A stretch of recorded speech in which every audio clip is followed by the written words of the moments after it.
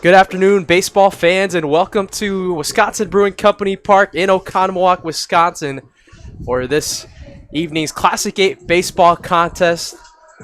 Baseball right here on Zaleski Sports. Alongside Matt Peck, I'm Elijah Vanksalata. Glad you guys could be with us for our first of 3 straight days of baseball in the Milwaukee area. We're coming down to the final stretch. It's the visiting Oak Creek Knights taking on the home team, Kettle Moraine Lasers. These two teams faced each other on Tuesday night. It was definitely a night to remember for the Kettle Moraine Lasers. Meanwhile, for the Knights, it wasn't. A 17-2 win for the Kettle Moraine Lasers, and the winner of this game takes sole possession of third place in the conference. We were talking with both coaches, Matt O'Sullivan and Scott Holler, and we showed how much this game's going to mean for them tonight. Yeah, Scott Holler was telling us this game's for third place in the Classic 8 conference. You know, he's also talking about the city meetings coming up as well on Sunday. He's basically saying, you know, it's going to be a big win for us to possibly get a 5-6 seed. Oak Creek, you know, we don't talk about a 5 or 6 seed very often. It's usually 1, 2, or 3. It's, you know, it's just been, he said there's been some games this year we've been really, really great, and some games, you know, we just struggled. And then we talk about Tuesday night. He basically told us Tuesday night was a rough one. It was a 17-2 loss to Kettle Moraine. This Laser squad came into Oak Creek East Middle School and run with them in 6 innings, but you know, Scott Holler sends his ace to the mound today, so he's looking for a better result to try to get third place in the Classic 8. Starting pitcher is Scafito for the Kettle Moraine Lasers, number 2. And leading off for the Oak Creek Knights is Jackson Villarreal to get things started right here from Oconomowoc. 58 degrees at first pitch. We take a high one. Taking the coat off for now, but it's going to get chillier as the wind is blowing northeast at 9 miles per hour as we begin this contest tonight. Yeah, beautiful night. Villarreal, big swing and a miss, 1-1 the count on him. The fielding alignment for Matt O'Sullivan's squad, pushing the buttons for Scafito, Pilarski. First base, Engel. This pitch, I'll keep it going. Second baseman, Smith, who is just playing the field today. At third base is Engel.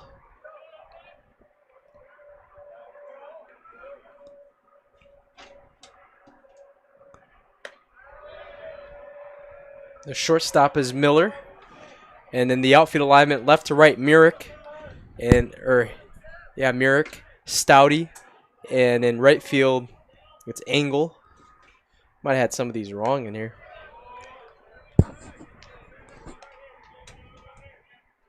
Yeah, so anyways, Matt O'Sullivan, a first-year head coach for Kettle Moraine, takes over for James Wolbert, who left the program at the end of last season. Coach O'Sullivan was a pitching coach on Wolbert's squad. Takes a called strike 3. And that was a pretty fast one, too. 84 miles per hour from the starting pitcher, Sam Scafito. And now coming up to bat for the Knights is Steven Hastings.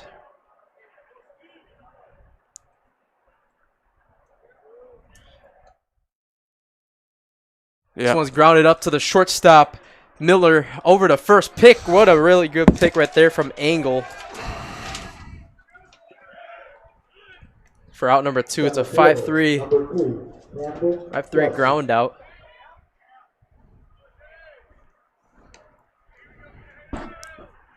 And quickly, or 6-3 ground out, I should say. Now Camden Jeske comes up to bat for Oak Creek. Only 3 hits the last time these two teams played on Tuesday night at Oak Creek High School. I mean, Kettle Moraine kind of has to drive a little bit to get here as well, but Oak Creek, a 50-minute to almost an hour drive to get here. You didn't used to hear that back then. Oak Creek's furthest drive was Kenosha Tremper, which was about 35 minutes a couple of years ago, so...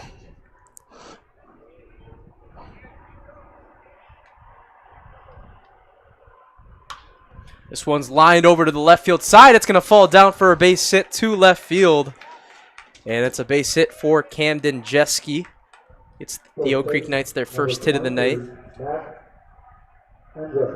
Mac Endres coming up to bat now. Fun fact, one of our coworkers, Joey Endres, this is his brother up to bat right now, Mac. Glad we could add Joey Andres and Corey Sparks to the Zaleski Sports Milwaukee crew. I'm sure he's probably watching little brother Matt go out to bat right here. One of the best hitters for this Oak Creek team. He's got a lot of pop in his bat.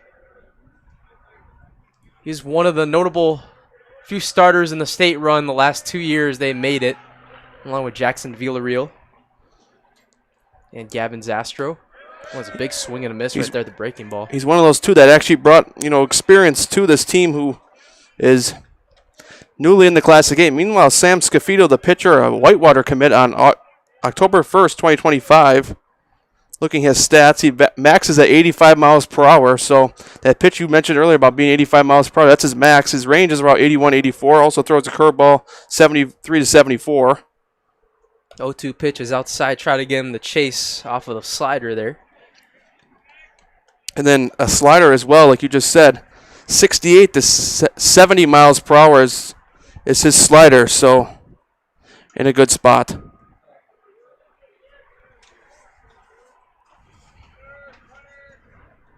We'll do a 1-2 pitch, trying to pick him off at first, and he almost gets him there. That was close.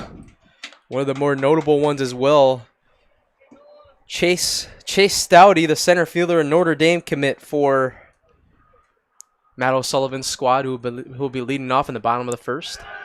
Runner's going to go to second base. The throw is not going to be in time, as Camden Jeske with the stolen base. And the Knights trying to look for a couple runs here as they got some guys in scoring position, but 2 outs here. So Sam Scafito 1 pitch away from getting out of this inning in a 2-2 count in the top of the first.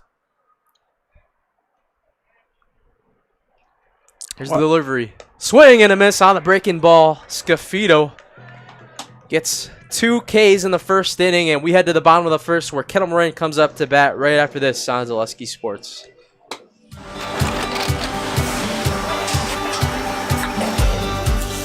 Good day. My name is Ken Hyman, and welcome to Nasonville Dairy here in central Wisconsin, Marshfield, Wisconsin, as a matter of fact. We make a lot of different cheeses. We make cheddar, Colby, Monterey, Farmer's Cheese, Peach Cheese, Quesa Blanca, Quesa de Freer, Seco, Parm, Romano, Asiago, Fontina, Feta Caseri, Caflatiri, Cafla Graviera, 20 different flavors of Monterey, as well as making Edam, Gouda, and Munster. And the cheese be with you.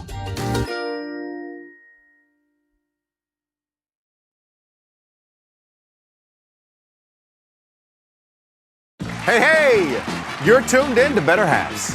Skip, I love my hometown, and I want a health plan that feels the same way. So, what are your favorite local date spots? Oh, yeah, I know like all the date spots in Eau Claire. Ooh. Jane, I'm Steve from Security. I've lived here in Wisconsin my whole life, and that means I understand your health coverage needs better. By the way, Doug, it's Eau Claire. I have a dozen Eclairs in my dressing room.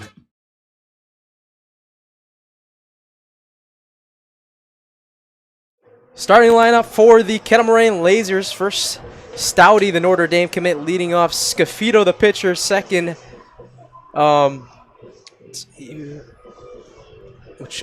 Jimmy Angles batting third. Myrick batting fourth. Schimpf, the designated hitter. Noah Engel batting sixth. Witt Jr. seventh. Miller eighth, and Pilarski ninth to round out the lineup for Matt O'Sullivan, who they take on the ace for the Oak Creek Knights in Jaden Pryor. Matt Peck, what do you got on Mr. Pryor? Mr. Pryor maxes an 87 miles per hour fastball. Sits about 85 to 87. His changeup's about 75 to 76. Also throws a curveball 71 to 72. A slider as well, 73 to 76. That's Jaden Pryor, and that's the Oak Creek Knights. Their ace, we'll just call him that. He obviously didn't appear the other day against Kettle Moraine, but they're going to look for a big outing from him today to try to keep up at third place in the Classic 8 Conference. But they're a tough task to face off against Notre Dame commit Chase Stouty to begin. And we were talking with head coach Scott Holler and assistant coach Peter Dooley. They were praising a lot of what Stouty has to offer for this very talented Kettle Moraine group. First pitch is outside for a ball. Last time Pryor pitched here was against Oconomowoc, and he pitched a complete game, only giving up, I don't even think, he might have given up a run, but it was not a lot. Yeah, overall, pretty decent pitcher. Like I said, him and the pitcher as well for Kettle Moraine, they sit around the same velo percentage. Meanwhile, those velos are coming from Prep Baseball Wisconsin, by the way, as well. Popped up foul just a little late on it.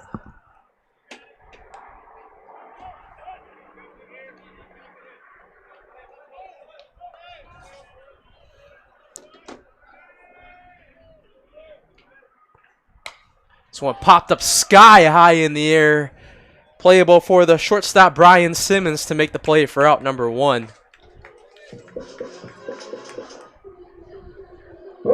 Number 2, Sam Scafito. Sam Scafito comes up to bat. The pitcher, he can do it all, right?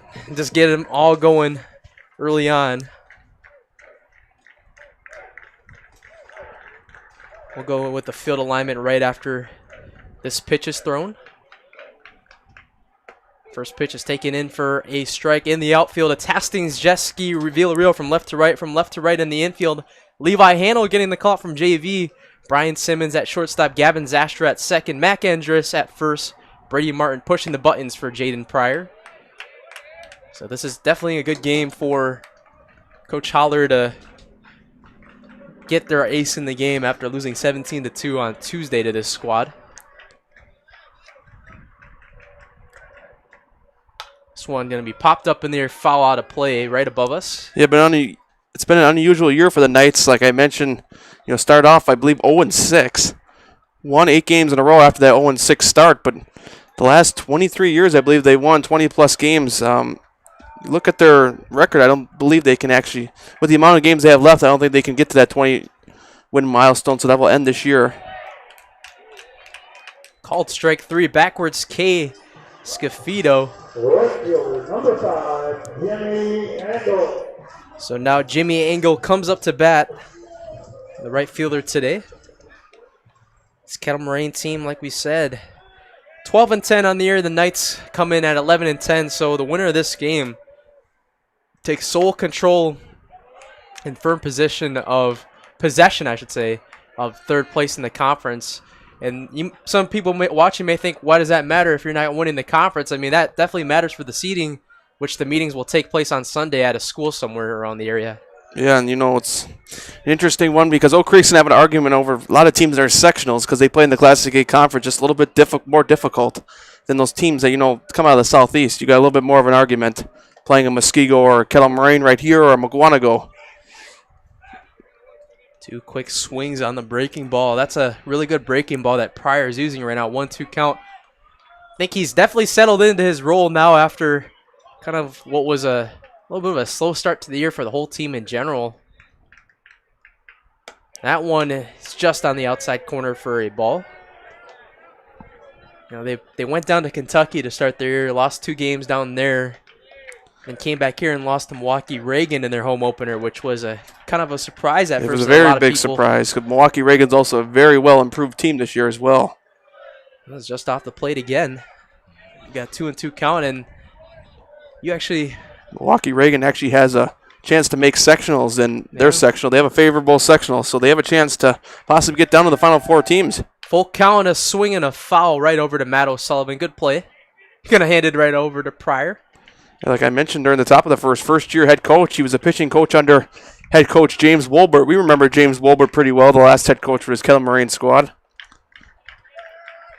Pryor looking to get out of this inning without anything. This one is going to be lined over to center fielder. The short second baseman has a beat on it. Gavin Zastro puts it away on a second base line out. We will head to the top of the second inning. No score after 1 right here on Zaleski Sports. At Ridgestop Exteriors, we're more than your average home improvement company. We're your neighbors, and for over 20 years, we've been trusted and proudly serving right here in your community.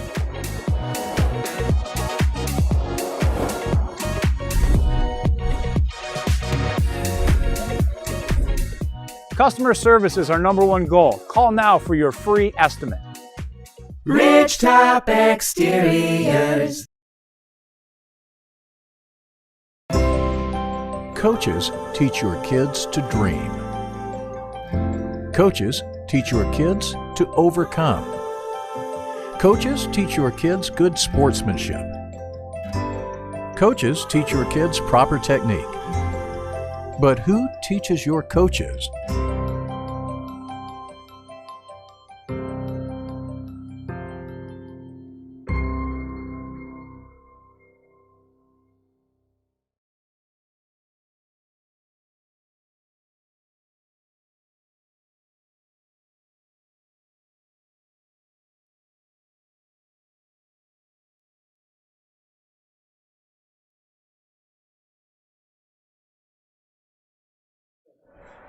We're back here to start the top of the second inning. Still no score. That's already one big accomplishment for Oak Creek, with Kettle Moraine scoring every inning on Tuesday at Oak Creek. He's kind of split out all 17 of their runs, as leading off for the Knights is the shortstop Brian Simmons, who pops this one up high in the air to left field. Oh, it's carried. Myrick trying to have a beat on it, and it's... He caught it! Oh my gosh. Wow. Wow, what an effort of a catch right there from the left fielder, Myrick. And that, I thought that was just going to roll out of play foul, Yeah. but that ball was carrying a lot for Callan Myrick. But you got to give him the credit where it's due right there. Yeah, that was a huge play out there. I mean, just right in front of the wall. He didn't even have to jump. He just put his glove over the wall and caught it. So one out gone by, and a huge one right there for Scafito. It's going to be an F9, or F7, pardon me.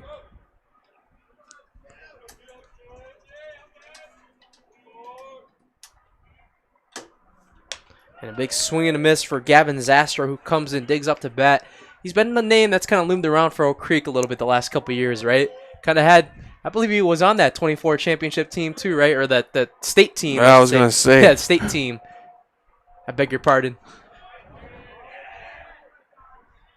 Still a really good year to get to state, as always, though, for this Knights team. Back-to-back seasons, right? Yeah, now it's a little bit more of a challenge because Muskego slides right into their area. They're reigning D1 state champions. Who still look like they are going to pack a punch. And Franklin as well this year, pretty good once again. And Union Grove, some of those Southern Lake teams, Burlington, even West Tosha Central's a little bit of a tough team down there. So they'll have some competition in that sectional compared to normal.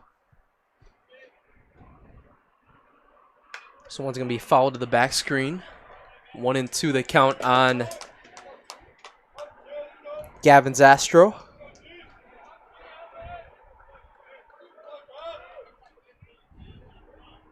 Hey, look for a off-speed pitch right here. Bob's wrong. Goes fastball, and he's going to tattoo the ball, but it's going to be caught by the second baseman, Smith, for out number 2. He definitely was expecting that fastball, though, because he took a charge on it right away. Just didn't get enough of it. The wind is blowing northeast, so the ball could die fast today.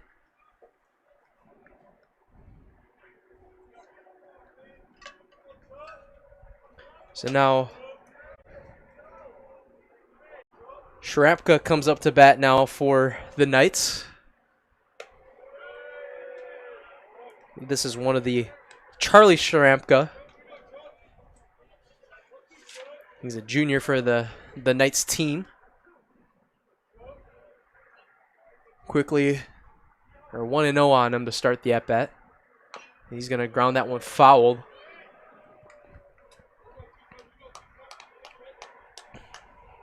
This Knights team kind of has to get some offense going. It's kind of been a little dim so far in this last couple of games of stretches they've had against these Class 8 teams. The 1-1 pitch is right down the middle for strike 2. Yeah, it's, you know, McGuanago was the big test last week to see if they could get that second place spot, and they dropped both of them. Muskego was during their rough stretch. Oak Creek kind of fell in a fortunate part with their scheduling. When they were in their rough stretch to start the year, they had Muskego to open up conference play.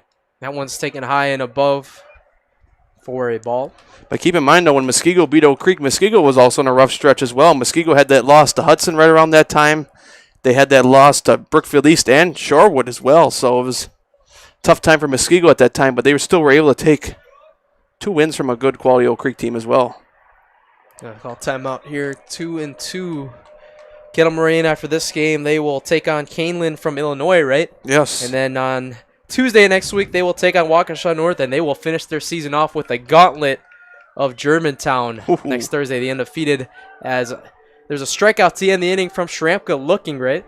Yep. So we will head to the top or bottom of the second inning. More high school baseball coming your way after this on Zaleski Sports.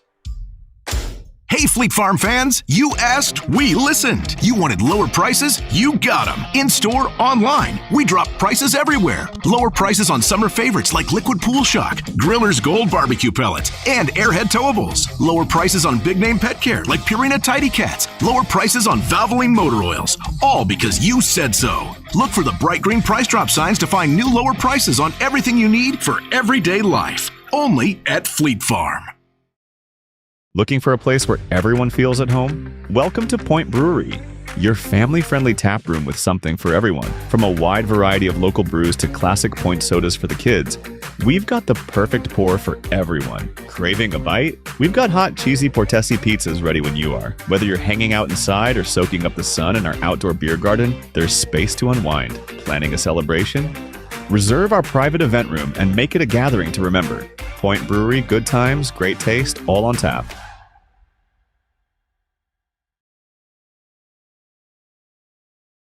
You're in the bottom of the second inning. Today's game is sponsored by Prospect Training Academy. At Prospect Training Academy, we train to develop and create leaders on and off the field. We teach our players to be prepared, tough, and accountable. We also focus on the importance of academics and character. We play for the name on the front and the teammates around us. Sign up today at ptabaseball.com. Kettle Moraine coming up to bat to start the bottom of the second inning. Leading off is the left fielder, Kalen Myrick. He's going to ground this one over to the second baseman, Gavin Zastro, fielding it over, and good pick by Mac Endres for out number one. So, don't want to speak too early on Oak Creek's behalf, but they've definitely kept it at a minimum so far for Kettle Moraine with their offense. Something they couldn't say on Tuesday for the pitching staff for Oak Creek.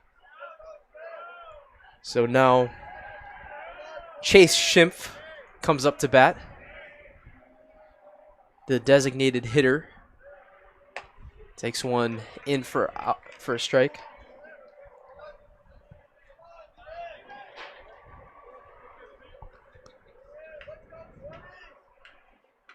Win like this for a team like Oak Creek could get them a top 5 seed holding on to.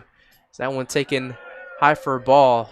That was another thing we talked about, right? They were talking about the preview of their meetings. They want this win so that they can have an argument for a unanimous top 5 seed in their sectional. That's still kind of a sleeper stack section. One at West Tosha. You know, you got the reigning D1 champions in there. You got Franklin, who's had an unbelievable year. And you got teams hanging around that 500 or higher mark that have played tough opponents this season. And teams like Burlington, Kenosha Tremper, Indian Trail, Union Grove, South Milwaukee. All those teams can hang around for sure. Yeah, it's a tough sectional, and a team like even South Milwaukee, who's been hanging around with some better teams. South Milwaukee won the Woodland East, so they're a conference champion coming in. So that means they took down a team like Whitnall at least once. And a called strike. He did not agree with that on the 3-1 count with Chase Schimpf. Looked like he was already starting to angle his way over to first base, but just clips the corner, and now a full count. Now Jaden Pryor has a chance to make this an embarrassing moment for him right here if he can strike him out. 3-2 pitch. Grounds this one over to the third baseman. Hannell fields it over to first. Endres with the pick. What a play by Levi Hannell at third base. We talked with Coach Scott Holler before the game, making the call up from JV1 today.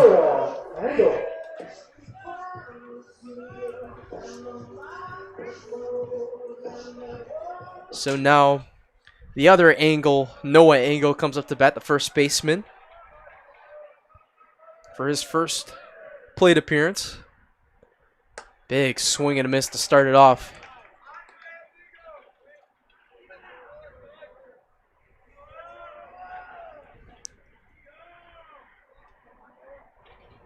Pryor delivers a pop-up to left fielder. The shortstop Simmons. Nope, it's going to be the left fielder Hastings to make the play for out number 3. 1-2-3. The Lasers go. Not a lot of offense the first 2 innings. We already head to the 3rd inning, and we'll be right back with you here on Zaleski Sports. Join us for Marshfield's Dairy Fest. Say cheese! Kick things off on Friday, May 29th with the Mayor's Breakfast from 5:30 to 9:30 a.m.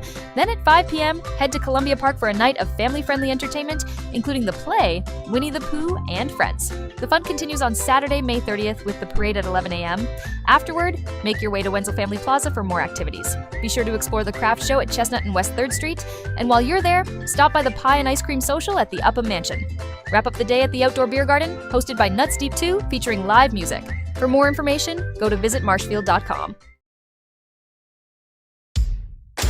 Hey, Fleet Farm fans, you asked, we listened. You wanted lower prices, you got them. In-store, online, we drop prices everywhere. Lower prices on summer favorites like Liquid Pool Shock, Griller's Gold Barbecue Pellets, and Airhead Towables. Lower prices on big-name pet care like Purina Tidy Cats. Lower prices on Valvoline Motor Oils. All because you said so. Look for the bright green price drop signs to find new lower prices on everything you need for everyday life. Only at Fleet Farm.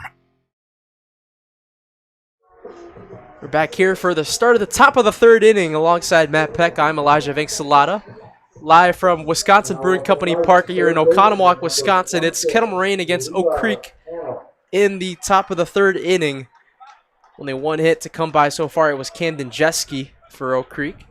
Got put in a scoring position with a walk, with a stolen base.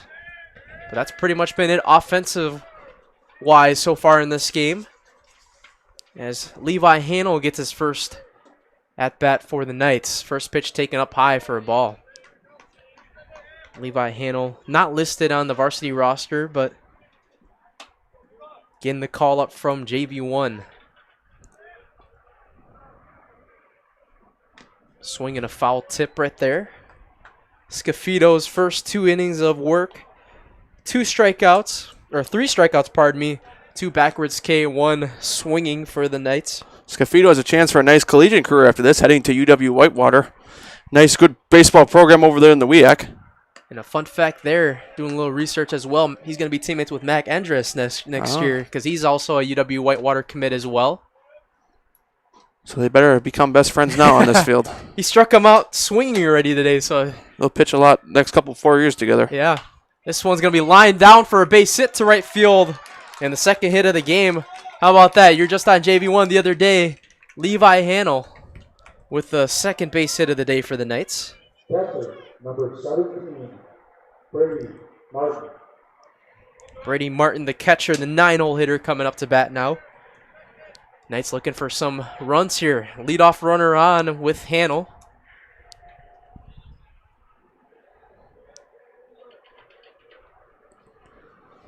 Yeah, Knights, good important piece would be jump ahead early in this game. You know, obviously they fell behind, I believe it was as much as 6-1 early on last game. So get yourselves out in a little bit of a lead here early on in this one.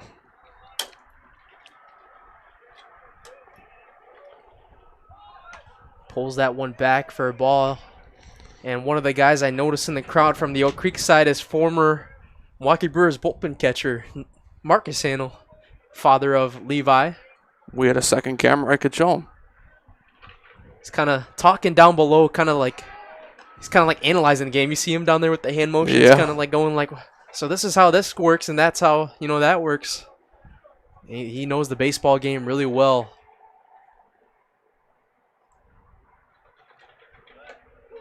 Martin pulls back the bunt, and now the count 1-1 on him. Both these pitchers on the mound, really good pitchers, with Pryor and Scafito. Brady Martin, another pickoff attempt right there.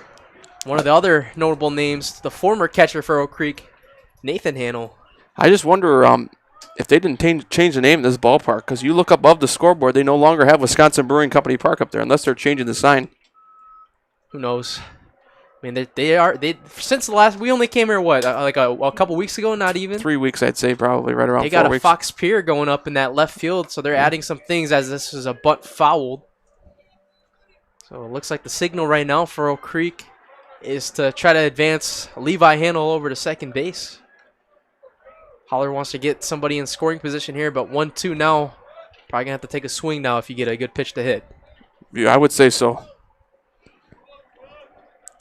Kettle Moraine, you never know. Watch the runner in motion. They throw him back a couple of times. Obviously, their fearing handle might steal, so you can get a strike him out, throw him out, potentially double play.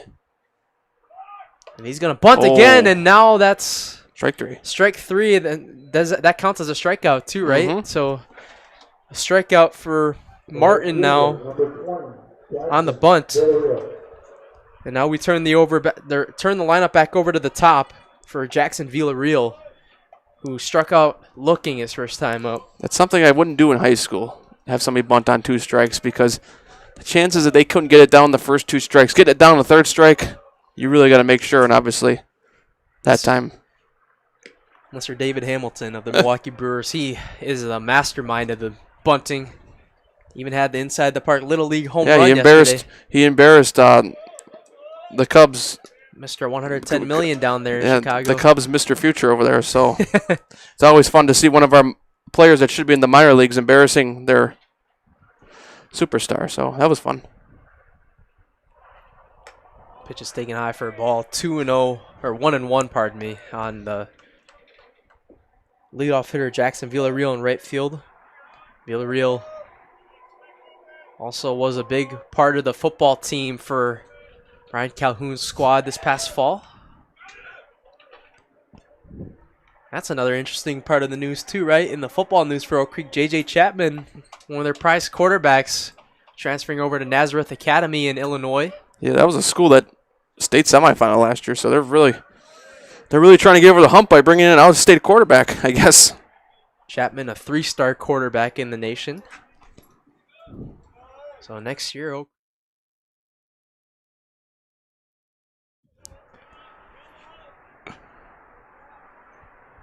2-1 on Jackson Villarreal. Signals the bunt and pops it up, fouled. These bunts haven't been too clean so far today for the Knights. Yeah, so, given the first couple bunts here today, I definitely wouldn't have them. I wouldn't want 2 strikeouts in the same inning being via bunt, so I doubt he's going to have them bunt right here.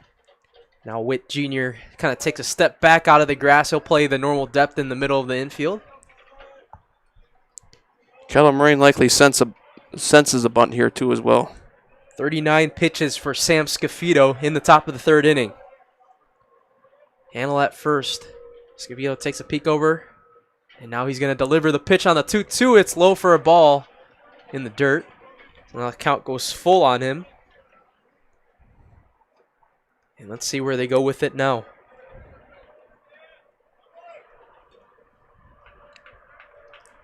Yeah, expect some movement here. 2-2, full count is high and upstairs. Oh, well, it's ball 4. Ball 4, Hannell didn't see it yet, so he's going to go to second now. So now a walk for Jackson Villarreal, really good at-bat. Kind of pulled it back on the bunt and just try to throw me some strikes or something, try to discipline it off. So now Stephen Hastings going to come up with a runner in scoring position with 1 out. Yeah, that was a funny moment. He threw down to second base, but ball 4, so you're not getting him out. And Levi Hannell was signaling back to first like it was a strikeout. Yeah. Trying to secure it at first base.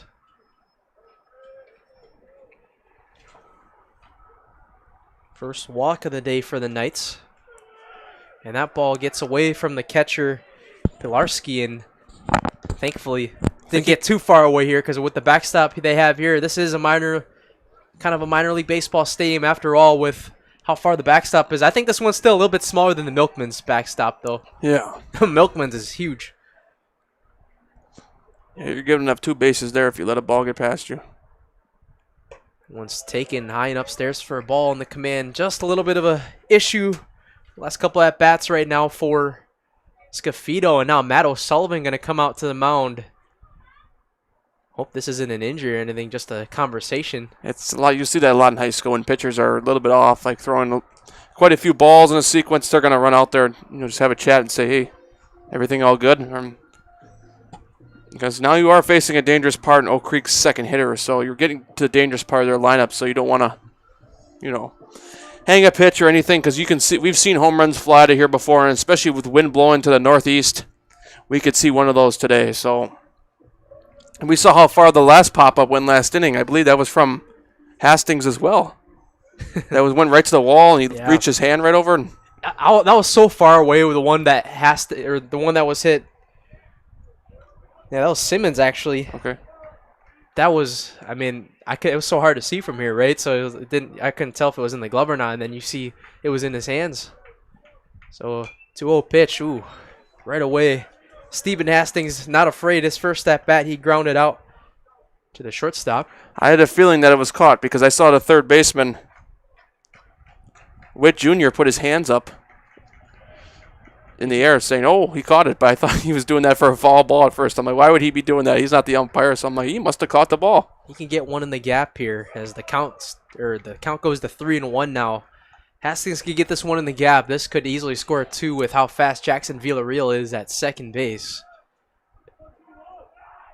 I'm looking at the infield depth right now. Smith and Engel kind of playing kind of far away from each other. So if Hastings pulls this one to opposite field, that could score a couple runs as that one's taken in for a strike. Hastings kind of talking with the umpire about that one a little bit. No ABS here. Yeah, that's for sure. 3-2 pitch is swung on and miss, and a strikeout for Scafito at a big time. 4th K of the day for him. Or actually, that's his 5th K now. So now Camden Jeske with the base hit his last time up. We'll come back up to bat.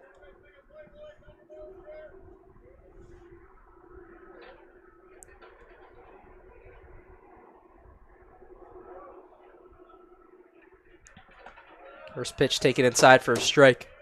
Yeah, that'd be huge for Scafito and Kettle Moraine's pitching defense so they can get out of this with first and second no outs opportunity. Kind of figured today's game was going to be a lot closer than it usually is, right? Yeah. Than what it was on Tuesday when it got out of hand pretty fast for the Knights.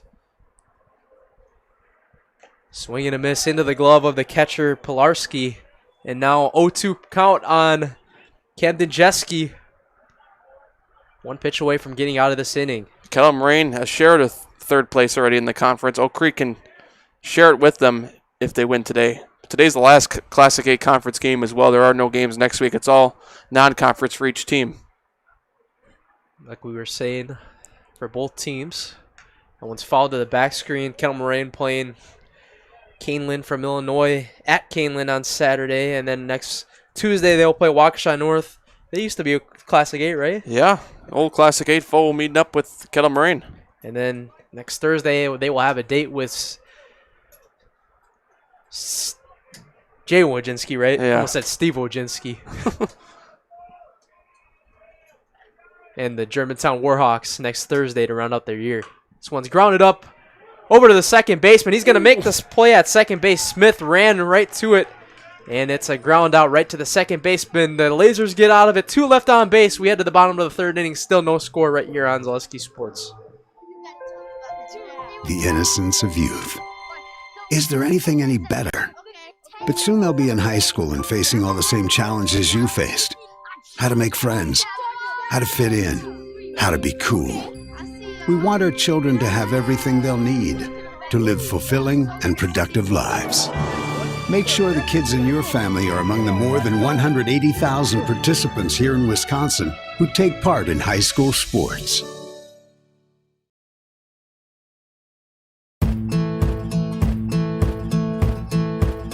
From humble beginnings in 1904, the Wheatrick family has grown Grassland Dairy Products into one of the largest processors of butter in the nation. Based in Greenwood, Wisconsin, the family and its hundreds of employees continue their pursuit of providing high-quality products that can proudly be served in restaurants and homes across America.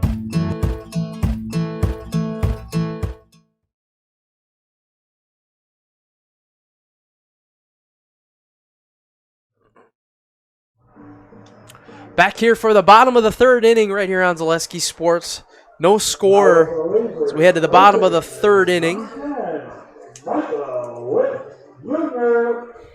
Michael Witt Jr. coming up to bat for the Lasers. Micah Witt, pardon me, I said Michael Witt. His first at bat, 7, 8, 9. Up to bat here. Prior 1, 2, 3 for the first 2 innings for the first 6 hitters of the game. First pitch taken out for a ball. A fun thing, Kettle Moraine has a first name Mike on the team. They also have a Parsons. Last name on the team. They also have a Witt Jr. and a Trout. Well, man, you got professional sports all over that Kettle Moraine Lasers team references. This one's grounded over to the left field for a base hit. The first of the night for the Lasers, and Micah Witt Jr. with the base hit. First base runner of the night for the Lasers. That was Bobby Witt-esque right there. Isn't Bobby Witt? He's junior too, right? Yeah. Micah Witt Jr. with the base hit, and now Evan Miller comes up to bat. The shortstop. Prior taking a peek over at Witt Jr. And he takes a curveball in for a strike right down the middle. Well, we talked with a couple of the Oak Creek staff. They have a recent alumni on their staff now, and Ryan Santee. Yes. One of the big power hitters from the past. Oh, what a pick by Endress, getting a double play over to second base. Wow. What a pick by Mac Endress to get the double play. They're going to score that 3. That was the shortstop, right? Yes. 3-6 double play right there. And now Pilarski comes up to bat.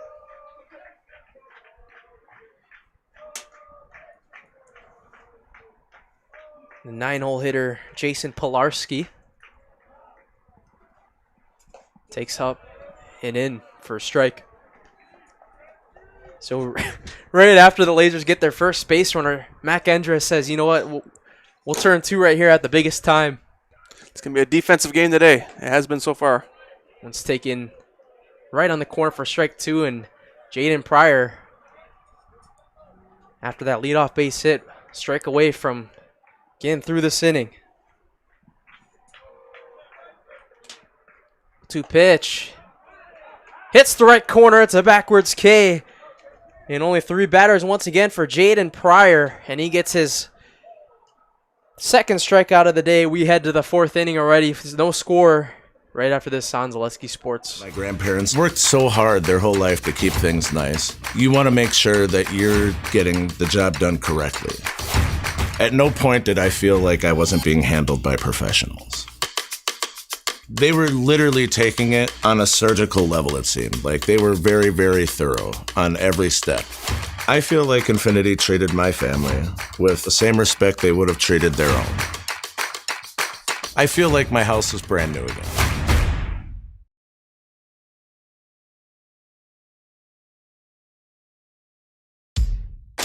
Hey, Fleet Farm fans, you asked, we listened. You wanted lower prices? You got them. In-store, online. We drop prices everywhere. Lower prices on summer favorites like Liquid Pool Shock, Griller's Gold Barbecue Pellets, and Airhead Towables. Lower prices on big name pet care like Purina Tidy Cats. Lower prices on Valvoline motor oils. All because you said so. Look for the bright green price drop signs to find new lower prices on everything you need for everyday life. Only at Fleet Farm.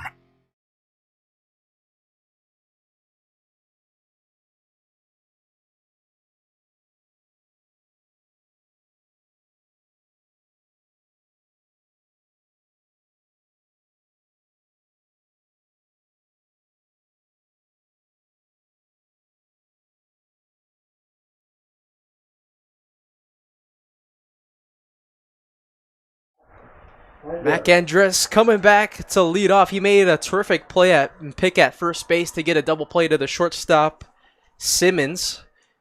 He was able to step on first to get the hitter out, and then was able to get the guy on first base and Witt Jr. out right as quick. And Endress lines this one to right center field, or left center field, pardon me. And Stouty makes the play for out number 1, so it's a line out to center field. That was a nice track down by Stouty out there. Had to track that one down a little bit. Didn't have to move that much, but still looked like on a liner. Those liners come out there fast, so a nice move by Stouty out there. It's only a combined 3 hits for both teams, as both of them gone through their order once. First one taken low for a ball. Scafito, 53 pitches on the day now.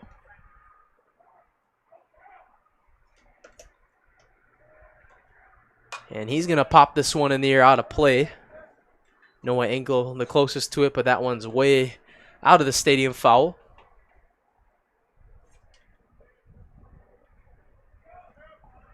Yeah, lots of defense and good pitching so far. This is what's led the track. It'll be interesting to see who scratches one across first. That's the breaking ball that just misses the zone. 2-1 the count on Brian Simmons, who flied out to left field on a terrific play from Callan Myrick. One's outside for a ball. 3-1 the count. I still can't believe he made that play, right? Yeah. That one looked like that was about to go into the bullpen of Kettle Moraine's side, and he just made the play as it was slicing away. 3-1 pitch. Swing on and miss. Kind of swung out of his shoes that time. Now the count goes full. Can imagine after that breaking ball right there, he's going to try to get him a big heater right here to catch up to him. That's what I would do. Full count. This one's grounded over softly to the third baseman, Witt Jr. Oh, it gets off his glove, and that's going to be an error on Witt Jr. Witt Jr. First error of the day for Second baseman, number 4. Michael Witt Jr. See, the way that one came off the bat, I had a feeling that it might spike up on him like it did, because I just saw how that ball was hit off the bat, and I said that ball might get some wicked movement, and it did. Just the way it came off, it was like very off the end of the bat, and it was a slow roller. Slow one, and I think he tried to barehand it too, and it came off his hand right away. So now Gavin Zastro with the line out to second base, his first time up, coming up to bat. This may be one of those games, right, where both pitchers just continue to dominate. 3 runners left on base, and that ball gets away from the first baseman, Noah Engel, and that's all the way to the left fielder. He is not stopping. Simmons is going to get all the way to third and goes down, and so that's a wild pitch or not a wild pitch. The pickoff attempt right there goes away, and it's an error on the pitcher, Sam Scafito. And how about that? Brian Simmons, you avoid a double play now with 1 out, and he gets all the way to third base for the first run of the game, 90 feet away. Yeah, costly mistake by Kettle Moraine's defense right there. Kind of threw that kind of hard too, right? And I don't think Noah Engel was ready for that. Jimmy Engel, his brother, had to clean that one up for him right there after he couldn't pick it. So now 0-1 count. This one's going to be grounded over to Smith at second. That's an RBI for Gavin Zastro. Gets the job done. So off of that pickoff error from Sam Scafito, the Knights get the first run of the game from Brian Simmons. 4-3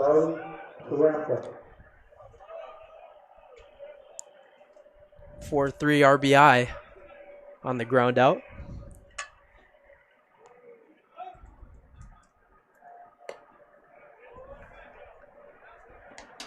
One nothing Knights.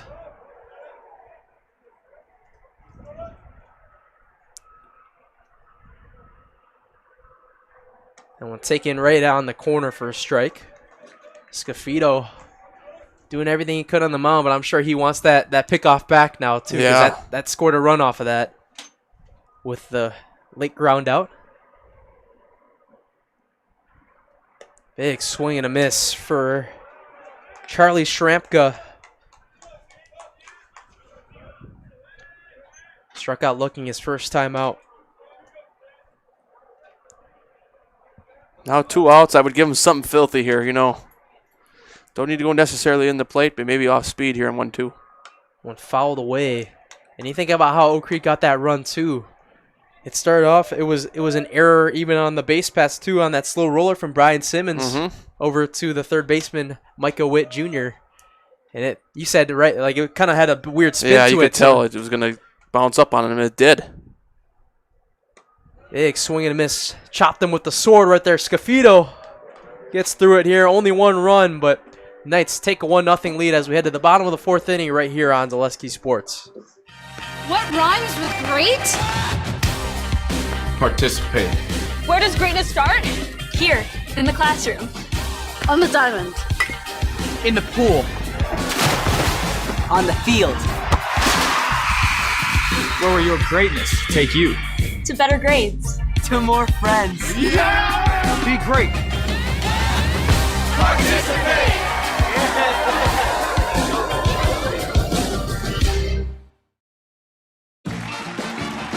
We're back with Better Halves. Jane is looking for a better health plan. Jane? I need someone who'll make time for me.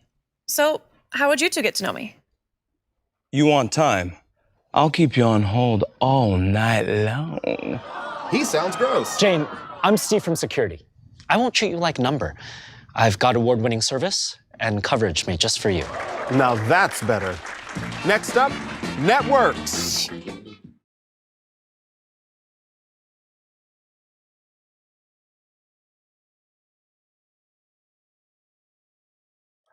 We are back here to begin the bottom of the fourth inning. 1-0 Knights lead. Elijah Vanksalotti here with Matt Peck, producing in color commentary. Back to the top of the order in the Notre Dame commit, Chase Stouty. 0 for 1, popped up to the shortstop, Brian Simmons.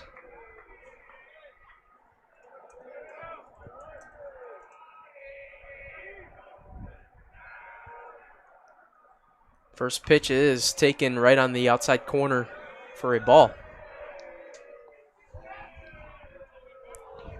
Yeah, Oak Creek's got that one-run cushion, but it'll be interesting to see if Kettle Moraine can string together a couple hits, especially with the top of the order now. Kettle Moraine had that hit last inning with Micah Witt Jr., but a 3-5 double play, 3-6 double play, I should say, with Mac Endress and Brian Simmons on a quick liner.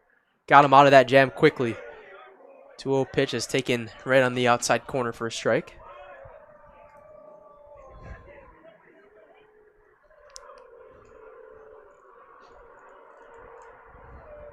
Two-one pitch. Just a little bit outside for a ball. I'm surprised they didn't check there, personally, because I think he went on that swing. The bat has to kind of cross home plate, right? That's how it goes, and then it was close.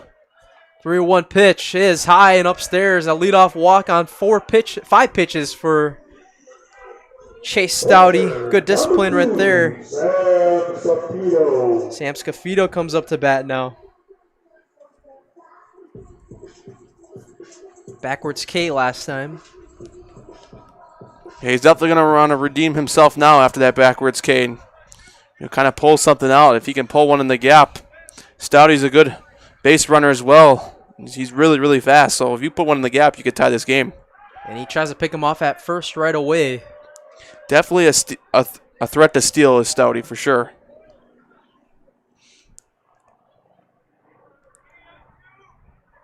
He's definitely trying to pick up the lead and try to get a little jumpy right there. That's what they usually teach you, right? Try to rattle the pitcher a little bit, as that one's taken just a little low for a ball. Oak Creek, they're looking to spin up a ground ball here from Pryor. Pryor can spin one up to either shortstop or second baseman and turn 2 and reset. One hits the outside corner on the right side for a strike. They did it last inning, right? The leadoff base hit from Witt Jr. was erased on a first base, the shortstop ground out. It could be erased in a hurry, but it also can come into damage just really fast as well. We saw what happened last inning after that error from the third baseman, Witt Jr., pardon me. Was able to get the runner all the way over to third and scored off of a ground out. That one just missed. 2-1 now on the pitcher, Scafito. Jaden Pryor, 40 pitches. If you get Scafito up on base, you got the 3 and 4 hitters coming up. Definitely something Oak Creek doesn't want to deal with. So try to spin up a ground ball here or even get a strikeout. It's better than having 2 guys on, no outs with your 3 and 4 hitters coming up for Kettle Moraine.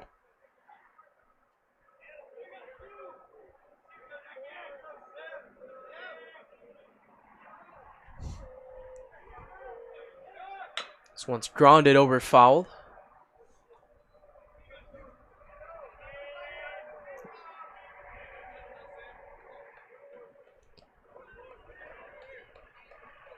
Two and 2 on the pitcher, Scafito.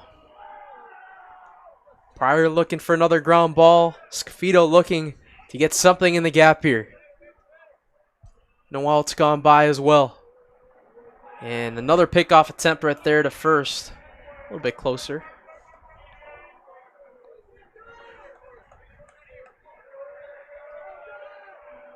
Yeah, they've been looking over there quite a bit, which is understandable considering Stouty's on base. But, you know, like almost every time they're getting closer and closer.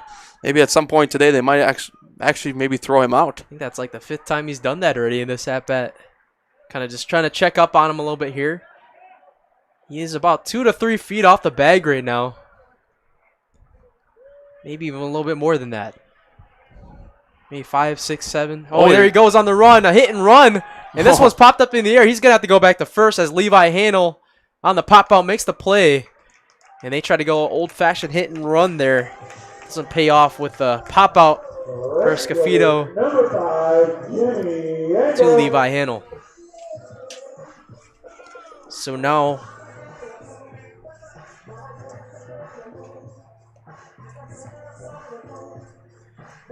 Jimmy Angle coming up to bat for a second at bat. Lined out to second base his first time in the first inning. Pryor with the huge first out right there. Oh, absolutely. Now you've turned 2, you're out of the inning.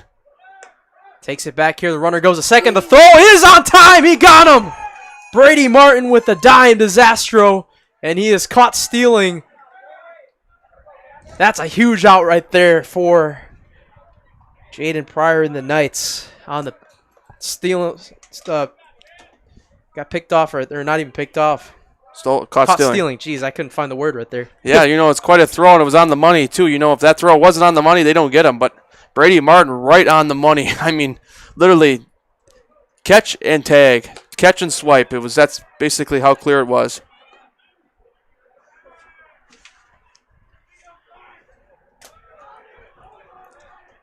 So now the count 2-0. Kind of have to rethink this at bat a little bit here. This one's ground over fouled for Angle. I'm very impressed with how this defense has played so far today for Oak Creek. Yeah. This has definitely been a turnaround from what they saw on Tuesday when they played these guys. Well, Tuesday was a mix of, you know, just not the pitching not being successful because if I remember right, I looked at the stat sheet. There was a pitcher who gave up many hits and didn't even record an out, and they had to pull him. So it was just one of those bad games where you saw, and it was probably the worst pitching performance of the year for Oak Creek on Tuesday. I don't believe, looking at their stats, that they gave up more than 10 runs all year except for that game. So in 17-2, I think that was probably down the list of performances for the year, probably one of the worst ones on Tuesday. So they're good rebound so far for them today, though. This one popped up in the air, foul, out of play, and right into the seats out of the stadium. So the count 2-2 now, and Pryor 1 pitch away from 4 scoreless with help of his defense. 2-2 pitch. Grounded over to Zastro at second base. He should make this play over to Endres. And Jaden Pryor, with the help of his defense, 4 scoreless innings. And the Knights continue to take their 1-0 lead heading into the top of the 5th inning and try to add some insurance right after this on Zaleski Sports.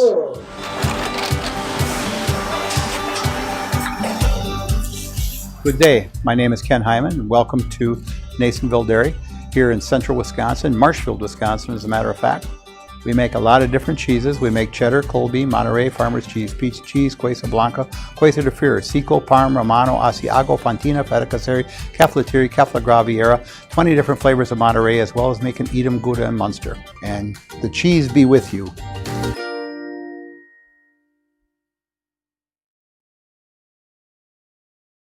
Hey, you're tuned in to Better Halves.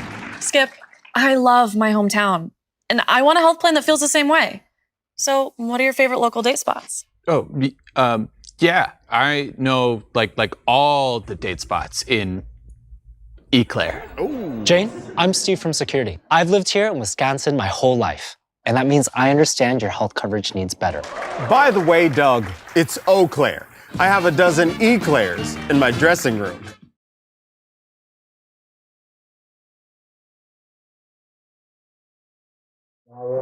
Back here for the top of the 5th inning alongside Matt Peck, I'm Elijah Vincelata. Today's game is sponsored by Marshfield's Dairy Fest. Say cheese on Friday, May 29th and Saturday, May 30th.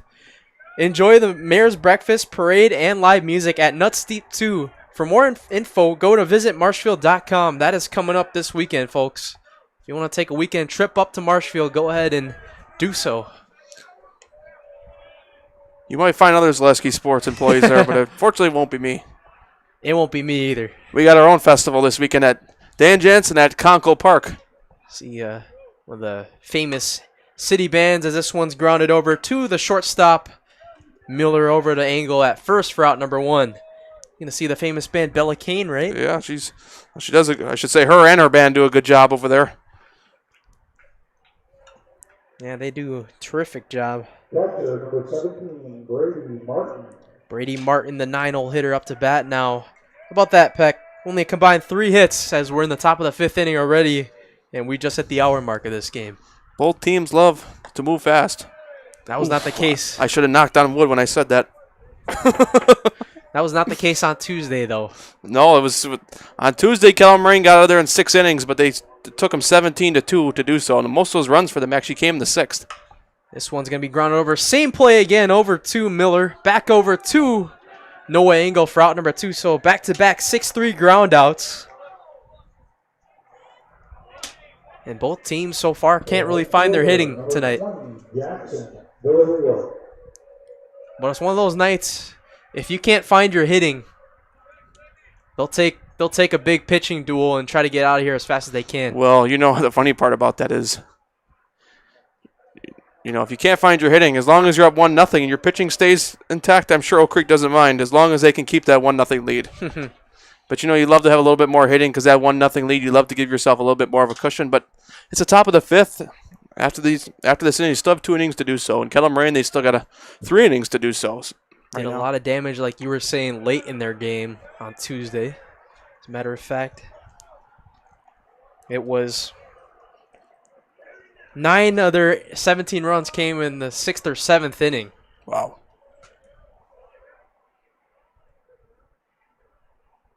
1-1 pitch, taken right on the inside corner for a strike.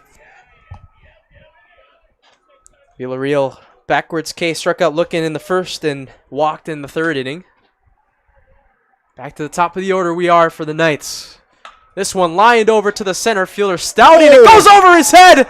And this might have a chance to be 3 bases and maybe even 4. That's going to be a triple for Jackson Villarreal. And a huge triple there, too. The wind might have taken that one over Stouty's head. It's funny that you say that, but the second that ball was hit, I knew he was too far in.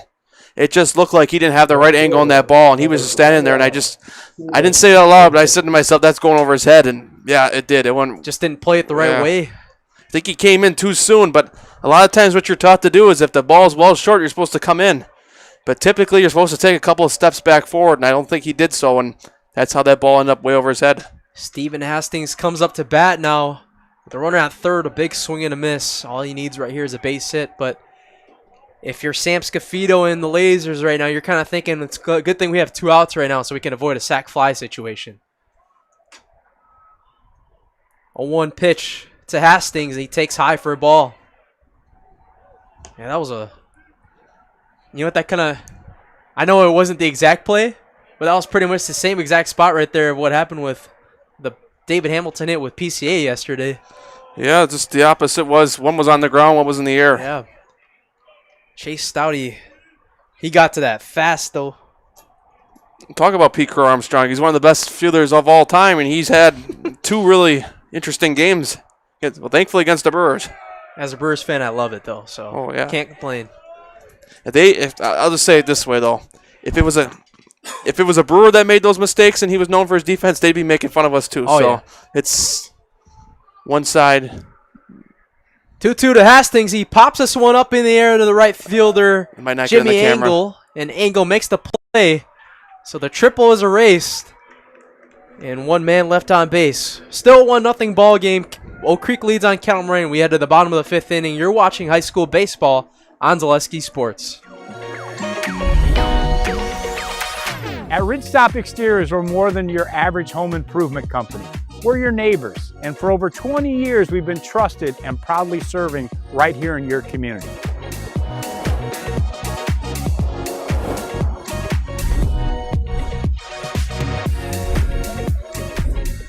Customer service is our #1 goal. Call now for your free estimate. Ridgetop Exteriors. Coaches teach your kids to dream.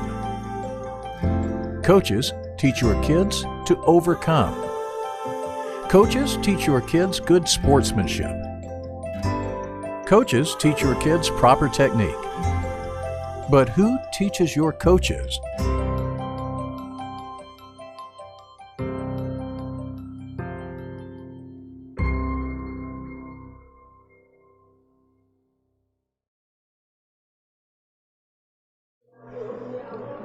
It's already the bottom of the 5th inning here. Oak Creek leads 1-0.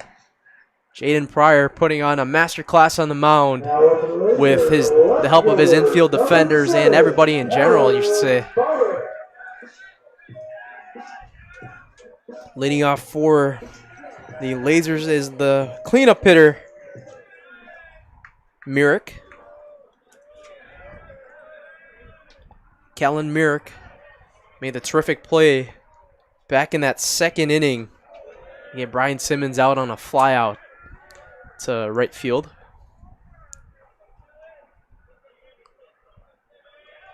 Pryor, you know what's another thing to watch out for with Pryor? He's on pace to pitch a complete game right now as it's thrown 48 pitches on 49. Simmons makes the play over to Mac Endress at first for a 6-3 ground out. Many don't understand how good that is, only having 48 pitches in the bottom of the 5th. Pryor hasn't struck out many today, only 2 as Schimpf comes up to bat now. Shows the power of his defense. Yeah. I think it all started when Mac Endress made that pick at first with the runner on that after that base hit from Micah Witt Jr. He was able to step on first and get the play at second over to Brian Simmons in time. That kind of started that defensive masterclass for that infield and outfield, and even a big pickoff attempt last inning too to get the Notre Dame commit Stouty out, right? From Brady Martin over to... Yeah, Brady Martin threw that one right on the line. I mean, it was perfect. You know, if it would have been a little bit offline, I think Stouty probably would have got his hand in there, but it was just clear perfect. And, you know, Stouty probably doesn't get caught stealing very often, so he was probably pretty surprised. One of those games so far where defense is winning you the game.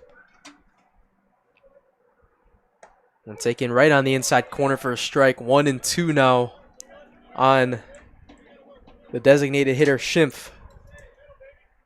Grounded out to the third baseman his first time up. One's taken down low for a ball.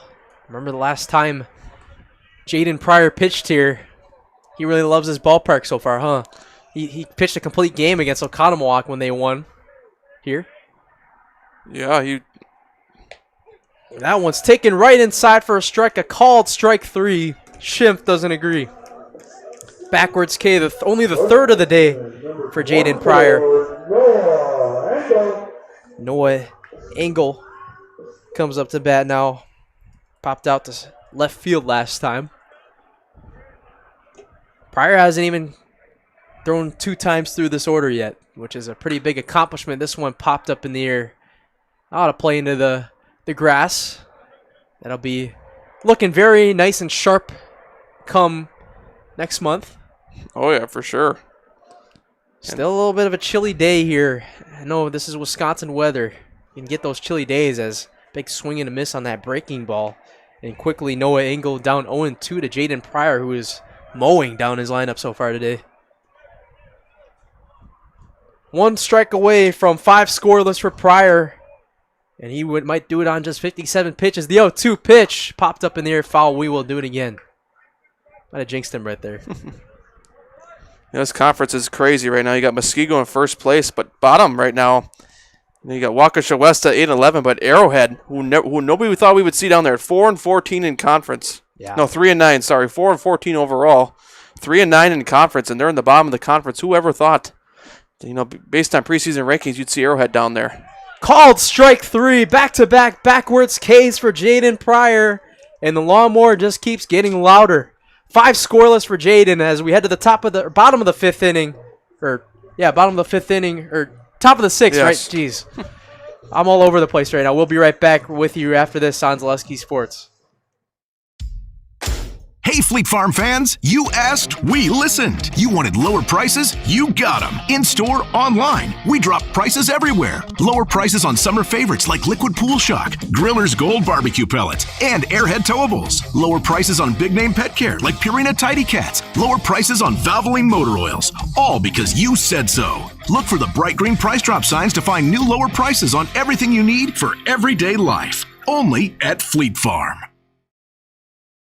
Looking for a place where everyone feels at home? Welcome to Point Brewery, your family-friendly tap room with something for everyone. From a wide variety of local brews to classic Point sodas for the kids, we've got the perfect pour for everyone. Craving a bite? We've got hot, cheesy Portesi pizzas ready when you are. Whether you're hanging out inside or soaking up the sun in our outdoor beer garden, there's space to unwind. Planning a celebration? Reserve our private event room and make it a gathering to remember. Point Brewery, good times, great taste, all on tap.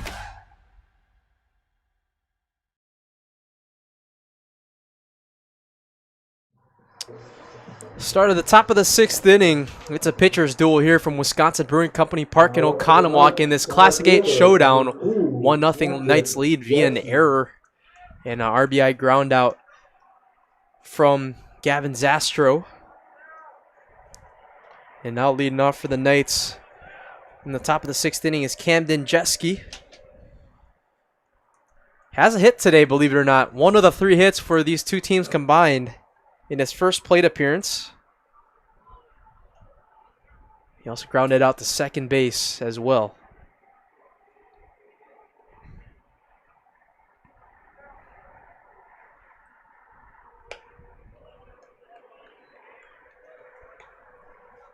Sam Scafito still on the mound.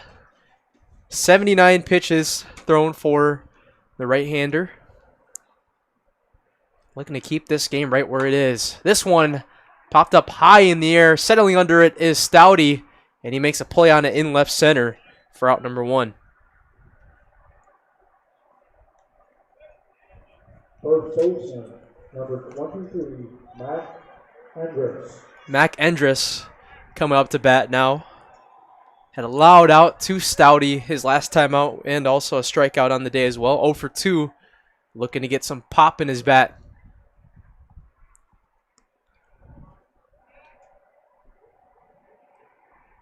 Endress pops it up high in the air. First baseman Noah Engel watches it fly out of play. Yeah, some of those ones are tough. They go out of play. It's a nice. There's a lot of room on this side here, though. But the stadium is just so big that a lot of times you see players just knock them to the parking lot. Sometimes it's kind of exciting.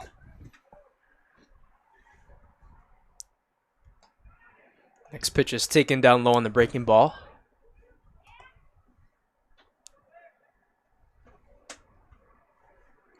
One hour and 13 minutes into this game. Top of the 6th inning, 1 out. Endress lines this one high to deep right field. Camera's going to be blown. And that's going to be foul, just sliced foul. Jimmy Engel didn't have a play on it. That one was lined very fast. Endress putting a lot of good contact into this at-bat already. So if you want to see Mac Endress' hit, if he wants to get a hit here, you got to tell him in his mind he's got to hit the ball left field because the camera will have a better angle on it then. That's a coincidence though, right? He's hitting it to Oppo. Yeah, so say hit it to the normal side of the field, and then you'll be able to see the hit on camera. 1-2 on Mac Endress. Scafito, 83 pitches. And he's going to end up grounding this one over to the shortstop Miller, making the play over to Noah Engel for out number 2. What a 5-3 ground out, or 6-3 ground out. Number 6, Moraine. Brian Simmons coming up to bat now for his third at bat. He's also 0 for 2, but he scored the lone run of the game with that error back in the 4th inning. that Micah Witt Jr. made, and after that pickoff attempt from Scafito over to Engel that went past by, he got over to third, and Zastro was able to secure a ground out that scored him at third. So just think about it, no earned runs today. Nope. Honestly, this is a really good day on the mound stuff for Scafito. Oh, yeah. This one's taken down low. Kettle Moraine's probably wishing to themselves right now, like, well, I wish we could have had some of those runs, transfer some of those runs we had on Tuesday against these guys and put them into the game today. I always say that about the Brewers. I said when they score 16 runs in the game, guess what? We're not going to score any tomorrow. And a lot of it holds true sometimes. It's taken high for a ball. 2-1 now on the shortstop for the Knights.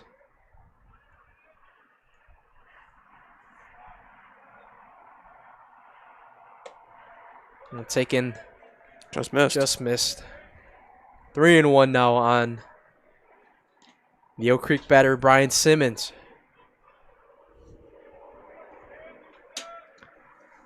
That was a really slow roller, too, when he got that on base that time. That one just hits the inside corner for a strike. So now the count full on Brian Simmons. 89 pitches for Scafito. Would imagine that maybe this might be his last inning. Yeah. We'll see if they'll bring him out for a couple batters next inning. Pitch number 90 is lined up to deep center field, but playable for Stouty for out number 3 on a flyout. Bottom of the 6th inning coming up. The Knights still lead 1-0. 3 hits combined in this game. We are flying by, ladies and gentlemen. More high school baseball coming your way after this on Zaleski Sports.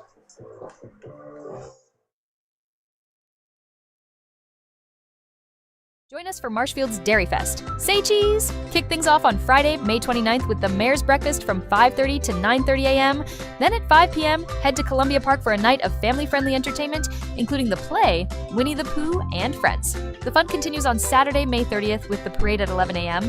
Afterward, make your way to Wenzel Family Plaza for more activities. Be sure to explore the craft show at Chestnut and West 3rd Street, and while you're there, stop by the Pie and Ice Cream Social at the Upham Mansion.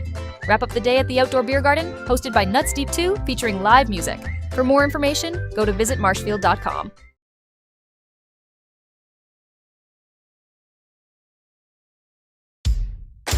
Hey, Fleet Farm fans, you asked, we listened. You wanted lower prices? You got them. In-store, online. We drop prices everywhere. Lower prices on summer favorites like Liquid Pool Shock, Griller's Gold Barbecue Pellets, and Airhead Towables. Lower prices on big-name pet care like Purina Tidy Cats. Lower prices on Valvoline Motor Oils. All because you said so. Look for the bright green price drop signs to find new lower prices on everything you need for everyday life. Only at Fleet Farm.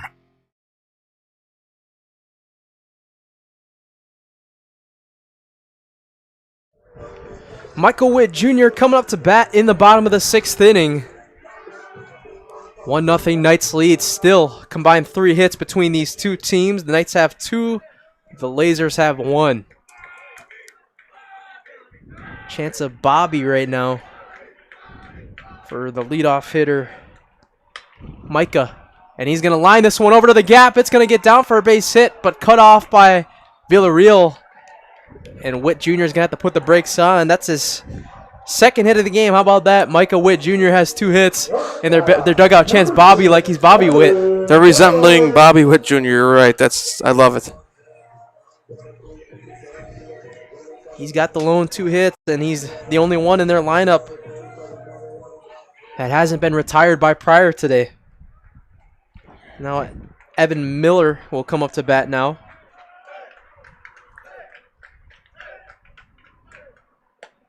Takes one there down the middle for a strike. Pryor. This is a good step for Kettle Moraine's offense. Like we talked about, they had a big 6th inning the other day against Oak Creek. And, you know, they got the first runner on. Oak Creek's going to look to turn 2 here and clear the bases. But Kettle Moraine, they need some hits because their top of the order is coming up right in a couple batters. So we'll see. This one's grounded over to the shortstop, Simmons. They're only going to make a play at 1 to Endress.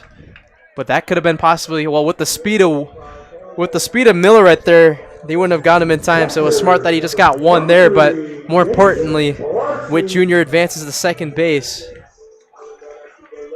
And that's a 6-3 ground out for Miller with Pilarski, the catcher, coming up to bat now. Smart play over there. Yeah, you're right. You know, always go for the easiest out because it's better to get an out, let the runner move than not getting out at all. Oh, let's see if Pilarski, who has just struck out once looking today, can try to deliver the first run of the night for the Lasers.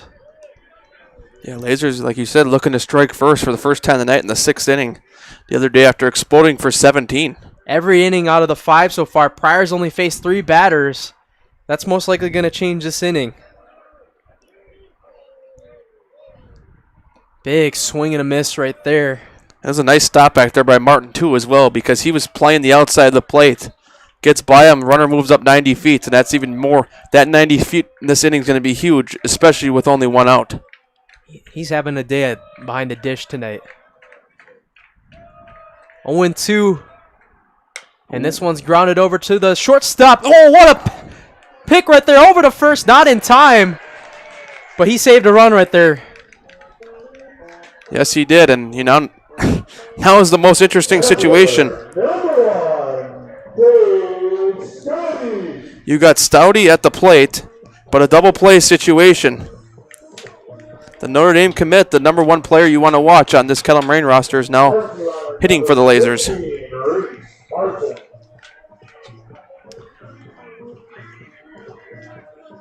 Number 16, Reese Parsons, will pinch run for the catcher Pilarski. That was a unbelievable snag by Brian Simmons at the gap right there, right? That easily saved a run right there. And now runners on the corners with 1 out. Kettle Moraine with the chance to do some major damage with the Notre Dame commit Chase Stouty coming up to bat. Popped out his first time up and walked his second time and caught stealing. Yeah, it's definitely a batter you want to be cautious with being Stouty because, like you mentioned, a Notre Dame commit, Division I offered, but Oak Creek, they can spin one here. They can turn 2 and get out of this inning with no runs allowed. He is fast though, so it's going to be pretty hard to turn 2 if you get a slow roller. You need the ball hit right around second base, a quick tap onto first. That's what you would need. Ooh, nearly hits Stouty right there. And this is what you talk about here when you say to yourself, when these batters start seeing the Pryor more often, is when these batters get more of an eye at what he's throwing, and going through the second, third time the batting order comes dangerous. And this one's going to be lined. It's going to fall for a base hit. We are tied. A base hit for the Notre Dame commit Chase Stouty to left field. And an RBI. Figured it would come sometime soon for these Lasers who were scorching hot last time out. So now the pitcher, Sam Scafito. Just remember, though, Kettle Moraine dealing with the top of their lineup right here. And this is a moment where, you still got 2 more outs to get if you're Oak Creek. This is a moment where Kettle Moraine's going to look to take the lead right here. And then heading into the 7th, too. Yeah, so it's interesting situation. Oak Creek definitely wants to keep this game tied at worst because I could see if it was a big hitting day for both teams, but with 1 run across, that 1 run Kettle Moraine getting there is huge. Best case scenario if you're Oak Creek right here, you could get another double play still. Yes.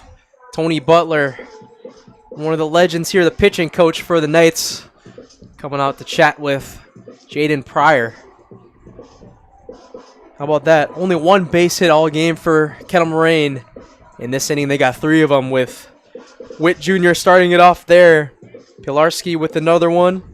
And Stouty taking Witt Jr. home for the first run of this game. 4 hits now for the Lasers, and they are still threatening. Pryor, 67 pitches right now. Yeah, it's the Lasers threatening here late, and all you need is a base hit, and it's most likely 2-1. And he's going to ground this one a high chopper. Only 1 play for Levi Handel over to Mac Endress at first, route number 2. Smart decision by Handel, and veteran decision right there, right, to get the smart choice. Jimmy Engel coming up to bat now. Kettle Moraine could use a big at-bat here from Jimmy Engel, but keep in mind, that was a nice play over there by Handel, playing on the bounce. Took his composure, got the throw over there at first. The guy they just called up from JV. Sometimes you have a little bit of nervousness coming to a varsity field, but good play over there by Handel to, the runners still move up 90 feet, but to get that out is super important because now all you need to do is secure an out at a base or a pop fly. You don't need to worry about no sac fly now.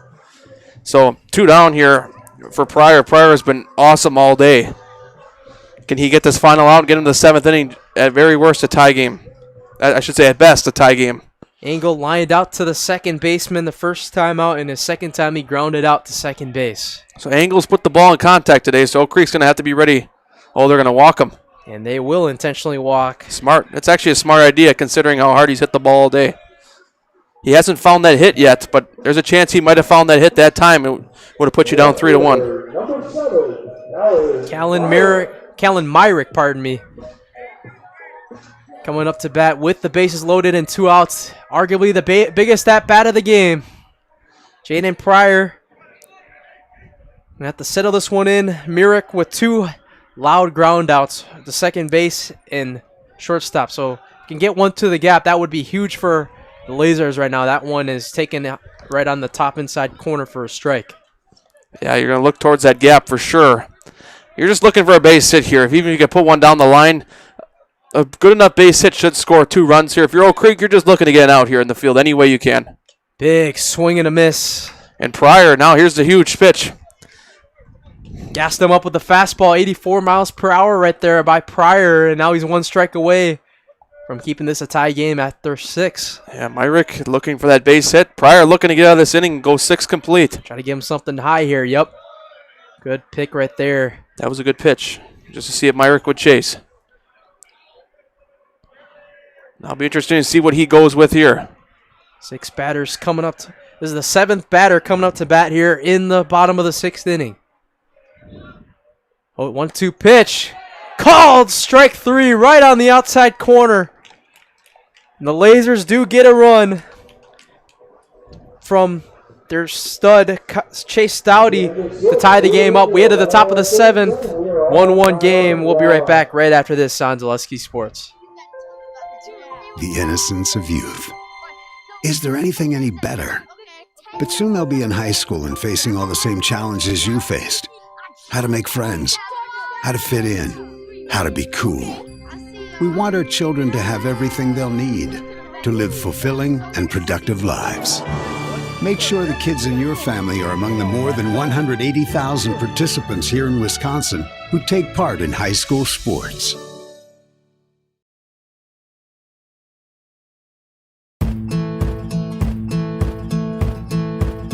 From humble beginnings in 1904, the Wheatrick family has grown Grassland Dairy Products into one of the largest processors of butter in the nation. Based in Greenwood, Wisconsin, the family and its hundreds of employees continue their pursuit of providing high-quality products that can proudly be served in restaurants and homes across America.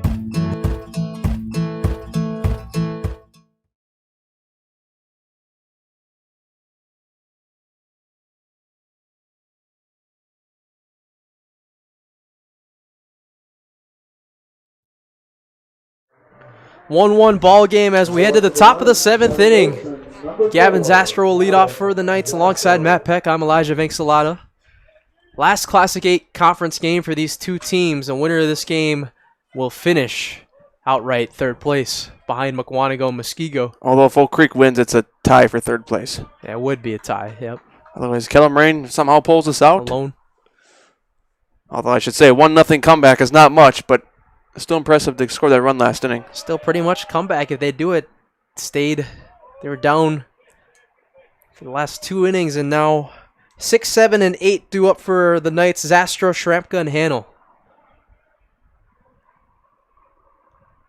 Zastro lines this one to right field, and making the catch is Jimmy Engel for out number 1.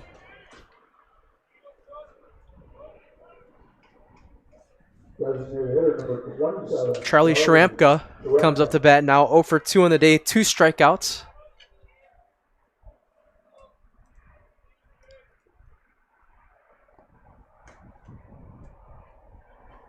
And Scafito still pitching on the mound. They got a guy loose in the bullpen. He's thrown 92 pitches. That one gets away from them. Catcher Pilarski. Yeah, it's something important to watch out here for. That bunt could be crucial. So, Kettle Moraine had to play the corners in just in case with Junior at 3rd base. Creek could be calling for a bunt here to try to get Shrampka on. Big swing and a miss right there, secured by Jason Pilarski. Almost said Jason Zaleski. He exists too. Yep. But up in Marshfield. We love you, Jason.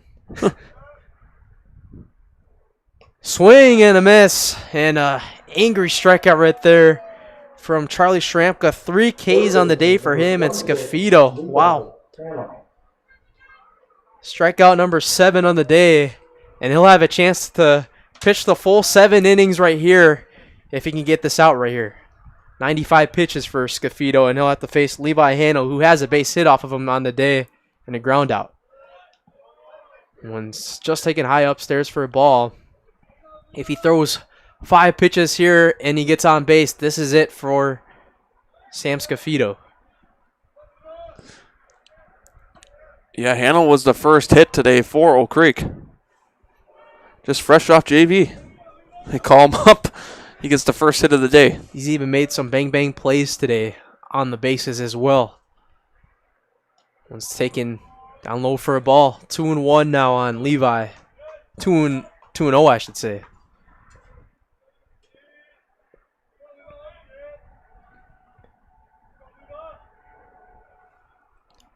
I think right now you're in the best spot for Kettle Moraine. Big swing and a miss on the 2-0 pitch. Got him with the breaking ball right there at 75 miles per hour. 2-1 now on him. I think this is... The Lasers got him right where they want him right now. They're facing 6, 7, and 8. The bottom of the lineup right now for the Lasers. As that one hits the outside corner for strike 2, and Scafito strike away from pitching a full 7 innings. Scafito's telling his team, I'd like you guys to score a run in the bottom of 7 so I can get the win. 2-2 pitch. Called. Strike 3. 8 Ks on the day for Sam Scafito. And he is mowing down the order as well on the Knights side. We head to the bottom of the 7th inning. Will the Lasers walk it off, or will we head to extras? You'll find out right after this on Zaleski Sports. My grandparents worked so hard their whole life to keep things nice. You want to make sure that you're getting the job done correctly. At no point did I feel like I wasn't being handled by professionals. They were literally taking it on a surgical level, it seemed. Like they were very, very thorough on every step. I feel like Infinity treated my family with the same respect they would have treated their own. I feel like my house is brand new again.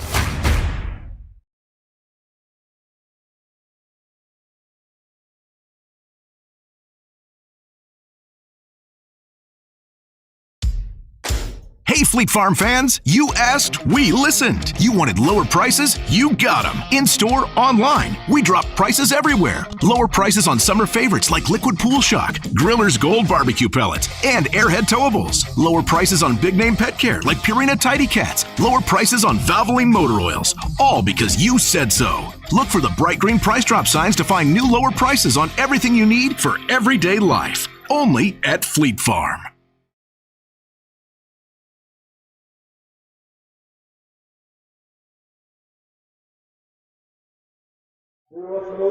Back for the bottom of the 7th inning. Jaden Pryor will stay on the mound for the 7th. The Lasers, a late 6th inning effort. Late inning run. RBI from Chase Stouty. And thanks to 3 hits in the bottom of the 6th, got the Lasers on the board in what seemed like it could have been a 1-0 game. Takes us to the bottom of the 7th inning, where we are locked up at 1 in this Classic 8 finale, just as we pictured it to be. 4 combined 7 hits on the day with both teams. And it's going to be 5, 6, and 7 due up this inning. Schimpf, Engel, and Wint Jr. for the Lasers. Schimpf takes low for a ball. 2-0 early on him, and Jaden Pryor. 74 pitches. If he can get through this one fast and force the 8th inning, he can maybe even go the 8th as well. That one taken right on the inside corner for a strike. Yeah, if you're Pryor, you want to battle back with strikes here. You don't want to put anybody on base via walk.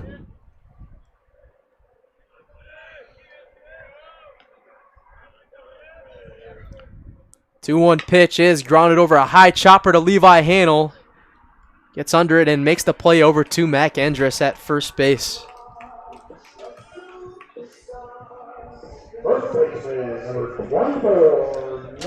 Noah Engel coming up to bat now. 0 for 2 on the day with the strikeout looking, and pop out to left field. And now, if you're Oak Creek, you just don't want to get to Micah Witt Jr., who this is the only one that Pryor hasn't retired yet today. And so this would be huge right here if they could get Engel on base. One's taken outside because 2 base hits for Micah today.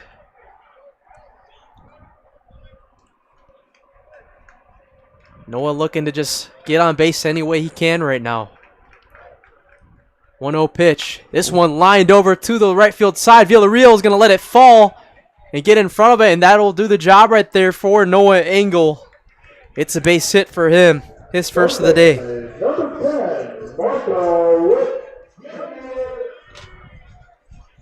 Micah Witt Jr., 2 hits on the day. Their dugout chants Bobby for him, as if he's Bobby Witt Jr.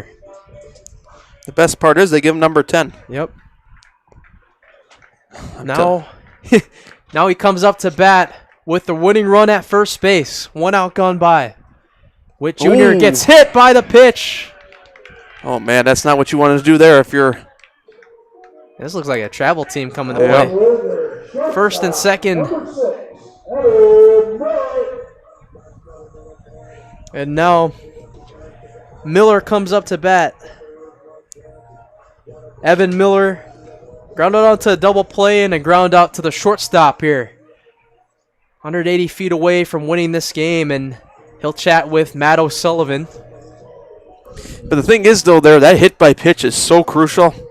Yeah. Especially on the first pitch. I mean, it would have been worse if it was with 2 strikes, but that's just such a crucial pitch because now you got 2 runners on, and for some reason that ball gets past the catcher. You're 90 feet away from winning the game. So Brady Martin's really going to have to play a good block game back there, but also Kettle Moraine, they get a base hit here. This game is most likely coming to an end, or unless they get a good throw in, or else it's right to the outfielder where they can hold them up. So Micah Witt Jr. still the only hitter that Jaden Pryor hasn't retired yet today.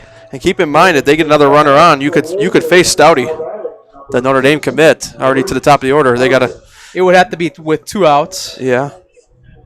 With Miller and then Pilarski coming up.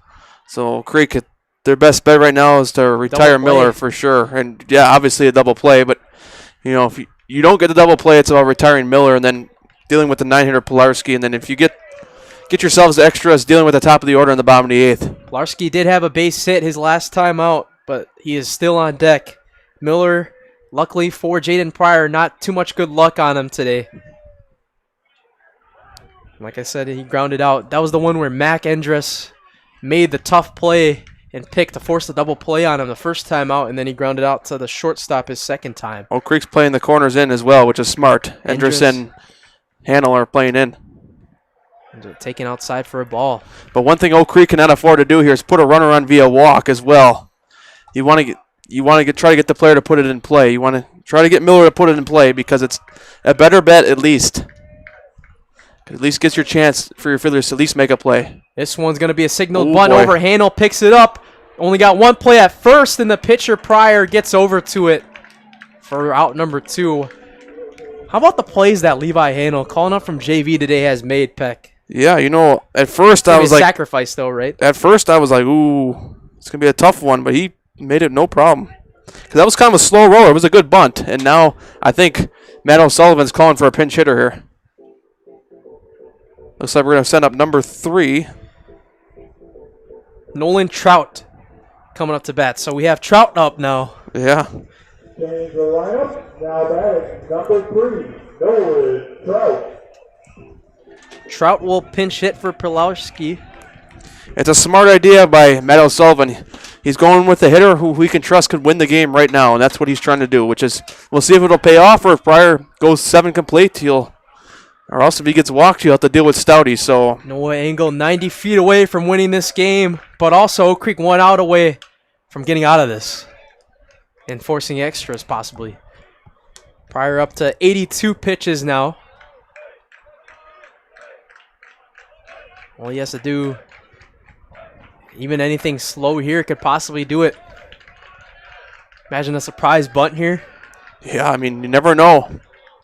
He's going to step off the mound. He kind of got rattled a little bit by that Kettle Moraine dugout, who's kind of been rowdy in this game in the right way to help their team try to win this one. Slow roll of the shortstop could be trouble here as he's playing out towards the outfield grass and the second baseman. Nolan Trout just fresh coming into this game if you're just joining us. A pinch hitter for the catcher, Pilarski. Trout looking to be a hero. Yeah, Matt O'Sullivan went to him to trust that he can be a hero, and we'll see if he can pay off, or else if Jaden Pryor continues to be the man of the hour and get through 7, we'll see. It's going to be a fun one. This one is going to be grounded over to the second baseman, Zastro. He fields it cleanly, and we are heading to extras, folks. Right over to Endress, and a 4-3 ground out leaves 2 on base. We head to extras, tied at 1. 8th inning coming up right after this on Zaleski Sports. What rhymes with great? Participate. Where does greatness start? Here, in the classroom. On the diamond. In the pool. On the field. Where will your greatness take you? To better grades. To more friends. Yeah! Be great. Participate!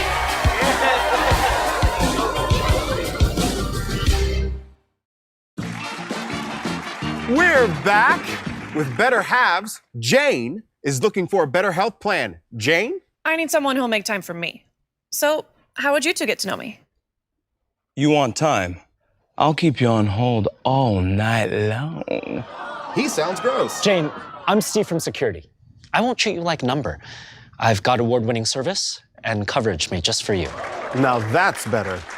Next up, networks.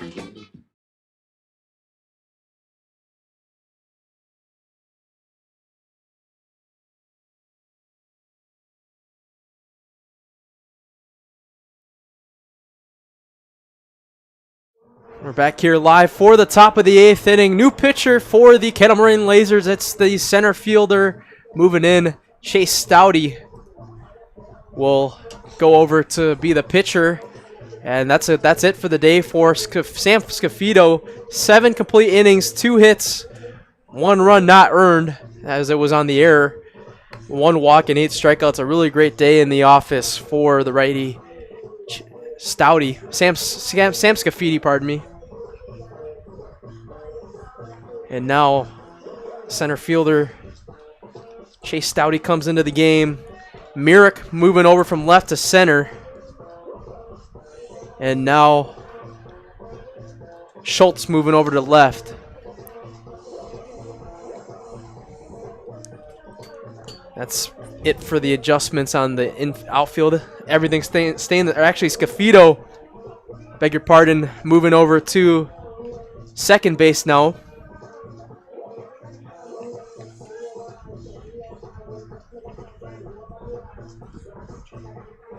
So top of the 8th inning, Stouty. He's done it at the plate today. And now he's going to have to try to do it on the mound to try to keep this game right where it is. Catcher number 17, Brady Martin.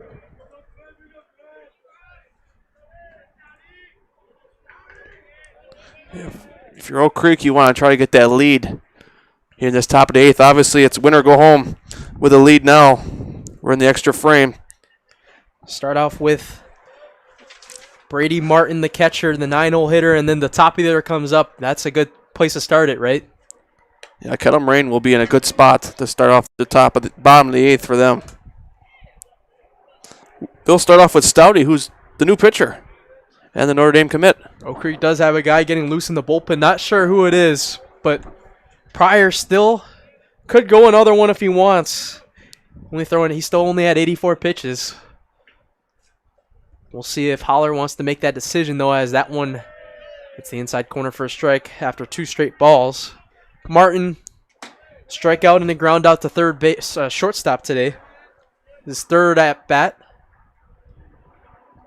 Taken down for a bottom of the zone strike. Caught that bottom corner.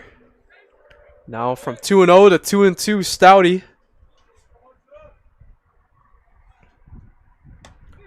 Called strike 3. First at bat from 2-0 to strikeout. Looking. Right fielder number 20, Jackson Villarreal. Jackson Villarreal coming up to bat now. The top of the order. He had a triple his last at bat, the one that got over Stouty's head. Now it's Myrick playing in center field with Schultz over in left. This one popped up in the air, foul. Owen Schultz freshly checked into this game.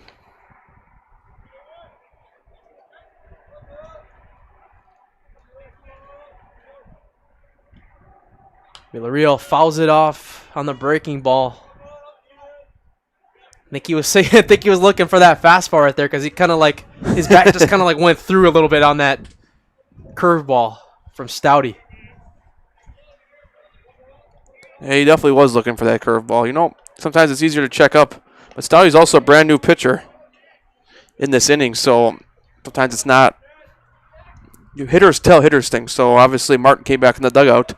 Actually, obviously he didn't reach base, so he probably told him, hey, on this pitch, watch for this. This is what Stouty typically does. This one popped up in the air to left field, and the shortstop will come under it. Miller for out number 2. It's a pop out on the top of the order. So now Stephen Hastings comes out with 2 outs gone by in the 8th inning. Hastings 0 for 3 on the day. Ground out, strikeout, swinging, and fly out to right field. Well, Creek had, you'd feel most comfortable, obviously, no matter what, getting the lead. But, obviously it's going to be a tough one next inning with the top of the order for Kettle Moraine coming up and a new pitcher, as Pryor will not pitch next inning. So you're going to want to. He could if he wanted to, but we'll see what that decision is going to be up to. He could at least start it. Yeah. But usually when you get a guy up loose and cranking it up a lot, that usually means they're going to bring him in. This one popped up in the air, foul into the seats. 0-2 now on Stephen Hastings. They also want to keep Pryor's arm for the playoffs because Oak Creek's going to have to play one more playoff game they typically do because they're going to definitely be a lower seed this year, 5 to 7, maybe even 4. But you got to play an extra playoff game, so you're going to want to keep his arm healthy. Who cares? I mean, it's nice to finish high in conference, but you want to have that arm ready for the playoffs, especially your ace. He'll probably get one more tune-up on one of the 3 games next week in the non-conference slate of Greendale, Kenosha Tremper, and Wauwatosa East. This is their last away game of the season, as this one's popped up in the air, and the wind is really slicing that one into the seats. How did he work that out? Three non-conference home games to end the year? Yeah. Oh, he's got Greenfield as well on Tuesday. He's got a doubleheader too. So next Tuesday, yep. Oak Creek's going Greendale. The Greens. He's welcoming the color green twice. Greendale, Greenfield, Kenosha Tremper next Thursday. Then they'll play Tosa East on Friday. They canceled Kimberly because of rain, so I believe that Greenfield game is a makeup for Kimberly. It's taking low for a ball. As it'd probably be very hard to get Kimberly down here for that makeup game, considering there's only 2 weekends. Oh, Kimberly's down here next weekend at Franklin for a triangular event. But might have to be at that. The funny part about that event is Kimberly versus Slinger. Franklin doesn't play an actual game in that event. They play a scrimmage, but the actual game that counts towards the standings is Kimberly versus Slinger. Those 2 are playing each other at Franklin, so they're both coming way far south to play each other. Slinger versus Kimberly is definitely a game on our radar next week. Yeah. That one is taken low for a ball, and Hastings shakes his head like, yeah, let's go. It's first base runner in a minute. Number 2, Camden Jeske coming up to bat now. He did have a base hit early on in the game. That's all the way back in the first inning, though. Yeah. Other than that, he grounded out to second base once, and he popped out to center field. And Scott Howler, I think, is calling for a pinch runner. Looks like it's going to be Max Hoagland, the 6'2" outfield senior. And this most likely will mean that he'll take over in the outfield in the bottom of the 7th as well, with this not being a pitcher or catcher he's pinch running for. That's why Holler had to take out the book too, right, to make sure. I think he's looking for speed on the bases as well, just in case. Max Hoagland, a lot of speed. Jeske puts this in the gap or puts it down the line. Hoagland was a really good wide receiver for the Knights in the fall. UW Whitewater commit for football. As now Matt O'Sullivan will go on the mound and chat with Chase Stouty. Stouty throwing 17 pitches in the inning. Probably like what the MLB teams do, right? Just a scouting report on this one. Or actually, this is still Jeske, though. Well, considering how the bats have been for both teams today, you don't want to give up that run because it's going to be a crucial run. Or maybe he's saying with 2 outs, if you get any pitch in the dirt, don't think about throwing it just in case you overthrow it. Yeah, it's one thing you don't want to do is you want to try to get the batter at the plate right now, specifically because the guy's on first. Because if you throw it over the center fielder's, throw it over the second baseman's head, if he steals, he's at third. If he misplays that, he's at home, and before you know it, you got a whole triangular. Remember, this is not the MLB. There's bound for mistakes, and we've seen teams lose games like that before. So I do think, well, we'll see, though. Keep in mind, this game could still mean a lot for playoff scenarios for both these teams to kind of help their better case in the seed. Kettle Moraine would probably be looming around that 5 range too, right? yeah, but there's Kettle Moraine's sectional, I think, has a little bit more, favorite to A little them bit more punch to it. because they don't have Muskego, couple lost team. They don't have Franklin, who's only lost 1 game. They don't have. Well, after that, it kind of goes a toss-up in Oak Creek sectional 8th. It's, all over the place. It's West Tosha, Burlington, or Union Grove will have a argument about where they should be with Oak Creek, and Oak Creek can say, hey, we're in the Classic 8th. I believe Kettle Moraine, this one's fouled away. They will have McWanago in their sectional, though. Yeah, so Kettle Moraine can use the sectional argument about McWanago, too. This Kettle Moraine team has beat some really good teams this year. I mean, they beat the reigning state champions Muskego early on, April 14th. They beat Hartford 3-2. They even beat McWanago 12-0 this year. That's what I'm saying. So that's why that sectional is wide open for them to still possibly make it to state this year. Ooh, check swing right there, foul. I don't think he wanted that one. That McWanago team, who we haven't seen yet the last 2 years, but we're supposed to see him last week, but things came up. But, that McWanago team's a pretty good team, but they faced Kettle Moraine in that sectional at Janesville Craig. They'll be thinking about that. That sectional was originally supposed to be here because we thought about coming back here for a 3rd straight year, but Kettle Moraine did have a loss to Burlington this year, 12-2, though. Yeah, that was one that was a little bit questionable to me. That they've had a lot of good and bad losses this year, which has kind of shaped up their 12-10 season. But Burlington is a sneaky team, too. They can have a couple good days. They have Scott Stouty as their head coach. He's a Hall of Fame coach. They did play, I believe so. They did play Franklin as well to start the month. Lost to them 5-1 at Franklin High School. So that Burlington, yeah. Kettle Moraine played a good Franklin team as well and lost earlier on, like you just said. Yeah. So they played a lot of good non-conference games this year, Kettle Moraine, to get this experience. No cupcakes for Matt O'Sullivan this year. They even fell a game to Waukesha West 5-4 a couple weeks ago. This one's grounded over to the second baseman. Good pick by Scafito. Freshly checked in there after his pitching outing, and we head to the bottom of the 8th. Oak Creek leaves a base runner on. Jeske grounds out. We head to the bottom of the 8th inning. Top of the order coming up right after this on Zaleski Sports.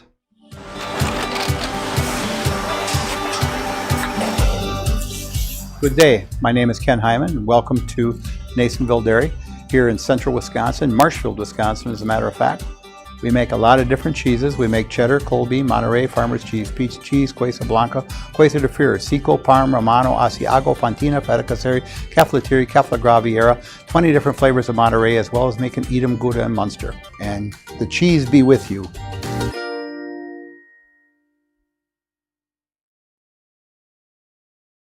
Hey, you're tuned in to Better Halves. Skip, I love my hometown, and I want a health plan that feels the same way. So, what are your favorite local date spots? Oh, yeah, I know like all the date spots in Eclair. Jane, I'm Steve from Security. I've lived here in Wisconsin my whole life, and that means I understand your health coverage needs better. By the way, Doug, it's Eau Claire. I have a dozen Eclairs in my dressing room.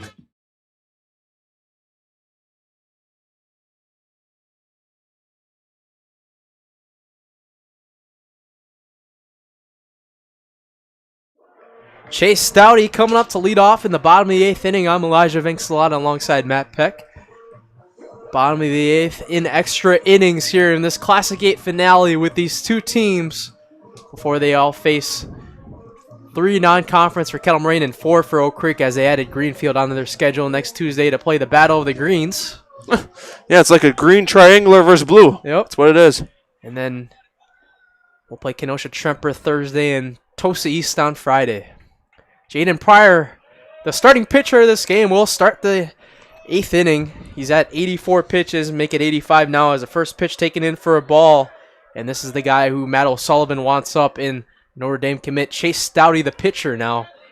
Yeah, it'd be a big first out for Pryor if he can get it here. He definitely wants to get Stouty. He had the RBI base hit to left field on the liner. Kettle Moraine, I bet with Stouty's speed, they're probably looking for a double out of him to lead off the inning, which would be huge. Max Hoagland taking over in left field, and this one's going to fall for a base hit.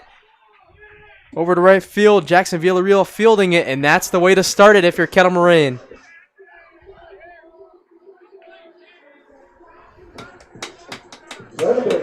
Now Sam Scafito, the starting pitcher of this game, now at second base, comes up to bat with the winning run. At first base, I should say. Max Hoagland's taking over for Stephen Hastings in left field.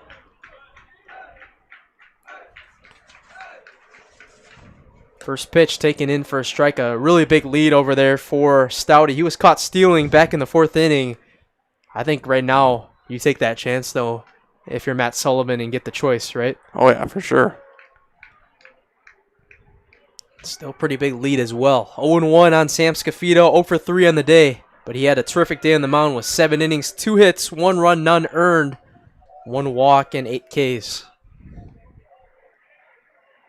Sam Scafito looking to drive the winning run home. If he does, he will be in the house. He even made that terrific pick at second base in the top of the 8th inning. 0-1 pitch. Just misses. The hit count right now for both teams, not very high. 8 hits with both teams combined. Oak Creek with 2 and Kettle Moraine with 6. How about the way that Kettle Moraine has stopped Oak Creek's hitting tonight too? Well, the Kettle Moraine was trailing 1-0 until the 6th inning. And they have 4 more hits than Oak Creek now. So Kettle Moraine probably have the most the momentum on their side right now, as they have a runner on first base here in this bottom of the inning. They got to find a way to get Stouty to second base, but he's already been caught stealing once today, so I don't know if they're a little risky about stealing him. It's taken outside again, 2-1 now. Pryor up to 90 pitches now, so 10 more pitches to use. Matt O'Sullivan, I would say, if Stouty wasn't caught stealing once already today, they probably would have sent him by now, but you also don't want to take that chance, but that's why I'm thinking that they don't want to take that chance because he's been caught once. 2-1 to Scafito, big swing and a miss on the breaking ball right there at 75 miles an hour on the curve. We'll see if Matt O'Sullivan puts Chase Stouty in motion here. Got a pretty big lead as Pryor takes a peek over. About 5 feet over, and he holds himself there, and now it's a full count as that one's taken outside. A big pitch coming up. Yeah, this is a huge pitch because Kettle Moraine could have 2 runners on, no outs. If Scafito reaches here, Pryor needs to try to get a strikeout right here. 3-2 pitch. If you want to keep Oak Creek in a good spot, and Scafito needs to reach via walk or get a hit. Here's the delivery, and it's going to be grounded over. What a pick by Levi Handel, and he's going to throw it over to first in time. What a pick by the call-up from JV. Are you kidding me? Have yourself a day, Levi. It's definitely too hard to make a double play, though. Yeah. The reason why I'm going to tell you he might have saved potential guy getting to third, because if he knocks that ball down, it's probably not what you wanted, because if he knocks that ball down instead of fielding and throwing to first base, you might have to come out and the runner could get to third. Now they're going to walk, so we're going to have bases loaded. So he was the guy that they intentionally walked the last time he came up, too. Excuse me, not bases loaded. Jimmy Engel is being intentionally walked for the 2nd time in a row. He did have 2 loud grounders, but he didn't get on base before they intentionally walked him twice, and now they say we want Myrick. Alan Myrick. I'm sure that Oak Creek would do the same thing with Stouty if he came up with runners on base too, and they had a base open. So now, excuse me, I said bases loaded. I meant to say first and second. Myrick struck out looking last time. Ooh, try to pick him off right there. Try to go to Simmons. Unless I know I can really get him, I wouldn't screw around with that, because if you throw that ball away at second and third, 1 out. So, I mean, Oak Creek is still a now well, I guess that's smart too. They put a guy on, a double play could get him out of this. First pitch is popped up in the air, foul out of play. Not enough room right there for Max Hoagland. That ball falls on the line. Probably might likely win the game, so he's going to want to straighten that out if you're Myrick. I think anything that gets through the infield with the speed of Chase Stouty wins this game. I think so, If you're too. Oak Creek, your mission is to keep the ball in the infield if it's on the ground. You'll even take a fly out or pop out here. Yeah, a short pop-up to left field if it falls, I think wins the game. We got some Oak Creek fans just getting here now. Just in time for the ending, huh? For Stouty, so yeah. It's one of those things you want to watch out for, but a base hit to left field considering, or even anywhere in the outfield considering who's on base, unless it's right to the fielder, is probably the game being won.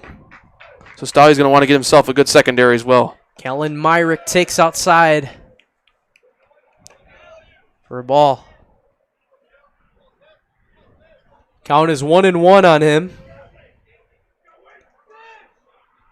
He's looking to deliver the winning run.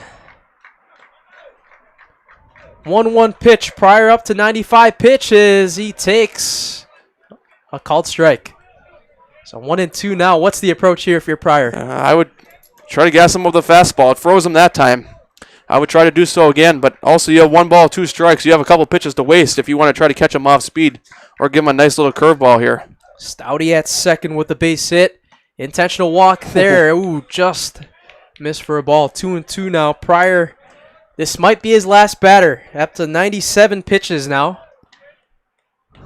I think Sky Holler's going to ride him out as much as possible. If this guy gets on here, he's going to have Pryor. He's going to say, I trusted this guy all game to get me through this. 2-2 pitch. The delivery. Outside for a ball.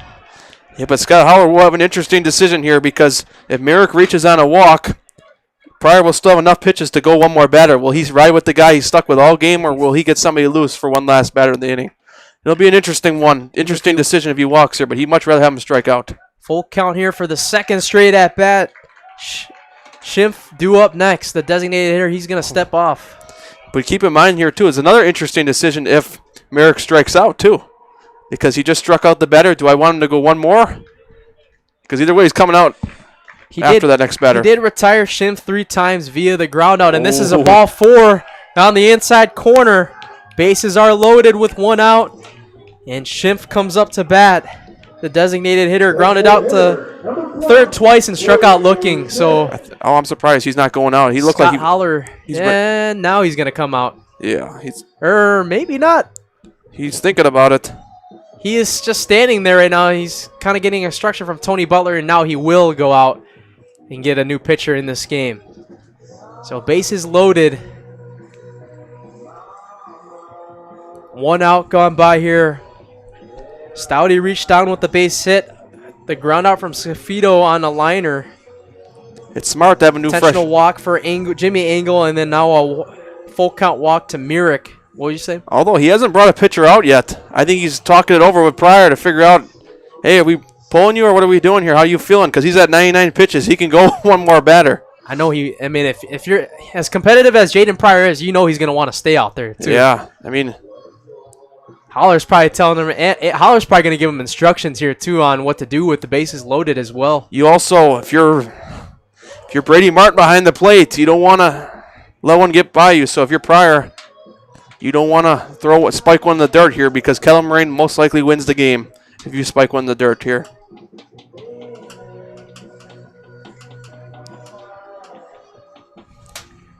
So now here we go. And this is it right here.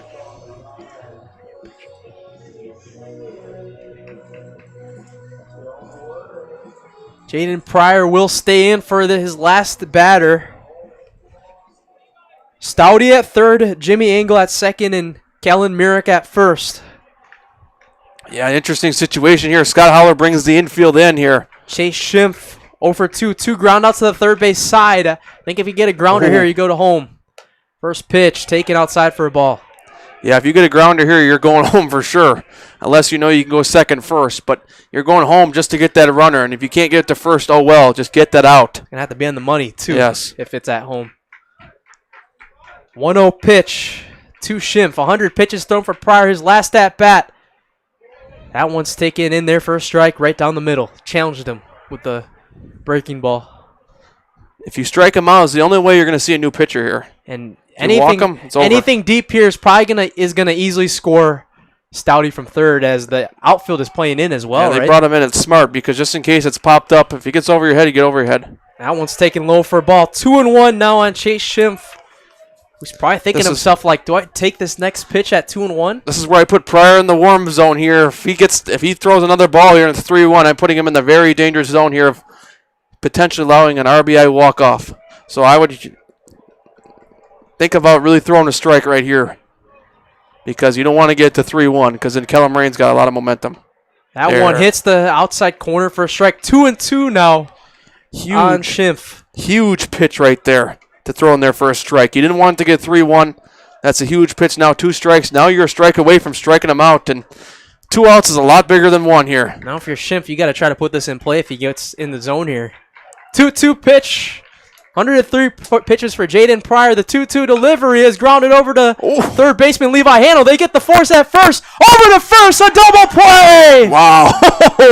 Call that a 5-2-3 double play.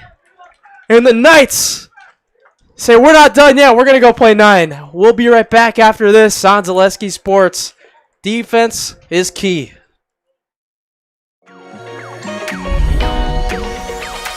At Ridgestop Exteriors, we're more than your average home improvement company. We're your neighbors, and for over 20 years, we've been trusted and proudly serving right here in your community.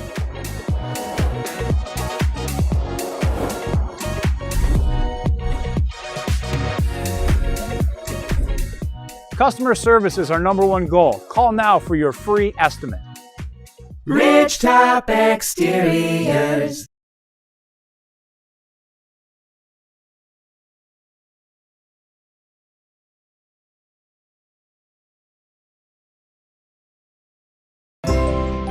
Coaches teach your kids to dream.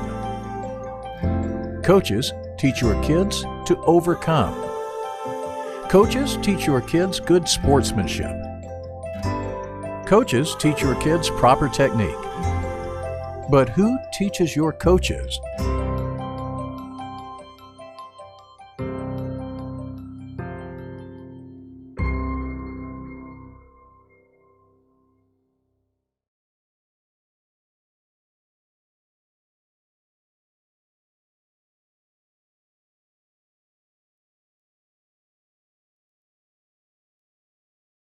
We welcome you guys back here on Zaleski Sports for the top of the 9th inning, the second extra innings of this game.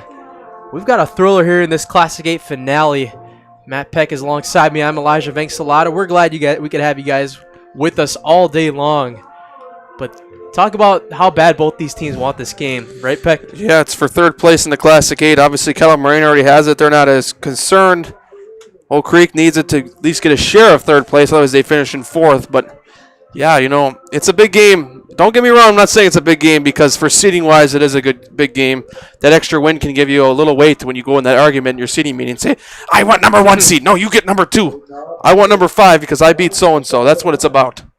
So you beat so-and-so, you get an extra win. It looks better on that resume when they put that document up in front of all the coaches and say, oh, this is who I beat this year. This is why I should get this. So leading off for the Knights, the first baseman, Mac Endress. He's coming up for his the 4th plate appearance here. Lined out to center field and grounded out to the third baseman. His last time up. This one hit high in the air to deep center field. It will be playable though for Myrick for out #1. Man, Mac Endress putting the barrel on the bat on the barrel, I should say. Or that was normal.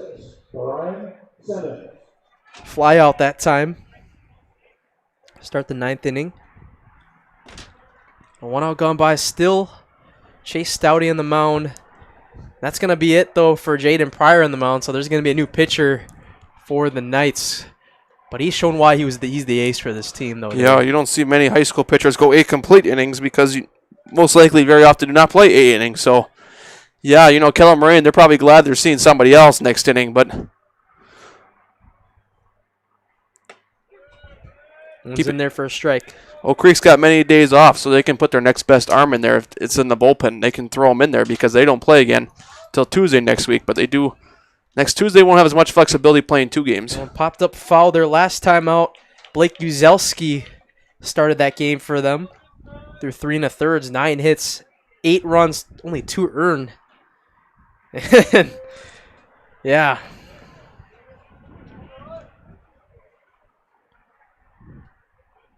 They do still have Hunter Shepstone available as Brian Simmons strikes out swinging. First K of the night. Gavin Zastro, the second baseman, coming up, the lone RBI and the ground out. Keep in mind, Oak Creek, only 2 hits. You're probably wondering, if you're just joining us, how'd they score their 1 run? It was off of that ground out from that error. Yeah. On the pickoff attempt that went way out of the zone, that got him from first to third. This one's going to be lined over to the center fielder. Merrick can't make the play. It gets past him. And Zastro is going to get the, oh no, he's going to hold it at first. Smart play right there. Merrick couldn't find it. But the second baseman, Sam Scafito, was able to get there and try to retrieve it over. If you try to keep going after he bobbled it, he would have been out at second. Well, here's the thing. The center fielder, that's Myrick in center field, you don't understand how important that was to keep that ball in front of him. And just because he didn't find it right away, keeping that ball in front of him saved it from at least a double, potentially a triple. And now it's only a single. So, Myrick, that was a heck of a play out there, keeping that ball in front of you. Looks like we're going to have a pinch runner here, and now a big substitution, too, for Zastro at second base. Blake Uzelski coming in the pinch run, and he'll probably take over at second next inning, as Matt O'Sullivan will come out to chat on the mound with Chase Stouty. 28 pitches thrown here. Kettle Marines probably saying to themselves here, whoever would have thought after we beat them 17-2 the other day, we'd be sitting here in extra innings. But here they are. I mean, see how much a different of baseball can be in a day. Yeah. I mean, you can go from getting beat by 15 runs like Oak Creek did, and they've taken them to the 9th inning here. You almost got a feel for these the travel teams that are here. They've been here for almost an hour now. They want to warm up. No, we can't. We got to wait. So, Charlie Shramka coming up to bat. He struck out all 3 times. 1 more away for the Golden Sombrero. The runner goes to second base. The throw is not going to be in time. It gets to the outfield. Oh, my goodness. He thought about going to third, but a good steal right there for Blake Uzelski, who's very speedy on the base. Hey, that was smart, though. It was a nice knockdown once again by Kettle Moraine, but, you know, the way that ball almost kicked away, you almost had an opportunity for Uzelski to get to third. So, runner in scoring position now. Oak Creek hasn't had that in a while.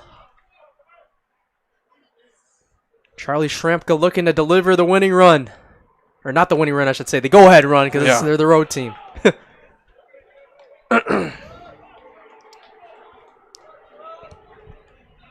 Reached the 2-hour, 12-minute mark of this ball game.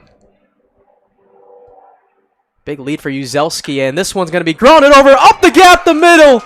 Howler sending Uzelski. The throw to the plate is airmailed. Oh, he got him! Oh my goodness! Wow! What a throw by Merrick! Wait a minute here. To the plate, and they're saying he's safe. Oh, they're going to call interference. They're going to call interference. Yeah. Pilarski was blocking the plate, right? You can't, right? Technically, no, you cannot block the plate, and there is a good case right there for blocking the plate. And now you got to hope that Blake Uzelski's all right, because he took a big hit there. Yeah, so, he trucked him. But just the amazing part of that was that throw was so high, and they still almost got him out. I mean, that throw, he had to leap all the way off the ground to catch that ball, and he still put that tag down. But yeah, I think it's the right call, because it's tough, because now Matt O'Sullivan's talking with the umpire. It's a tough call there, but you can't be in the base path because of the whole Buster Posey rule from many years ago. You can't be in the base path, and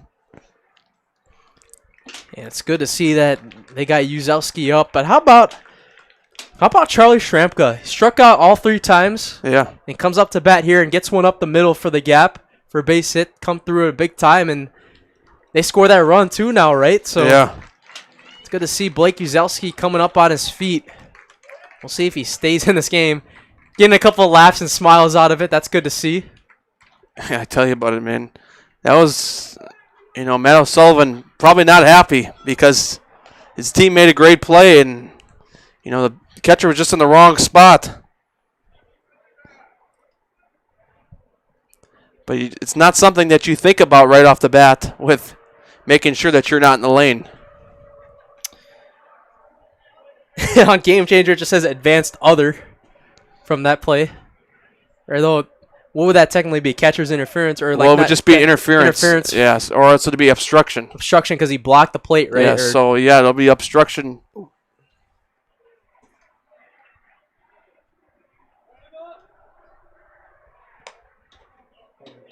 So he'll get a couple warm-up pitches now, but oh man.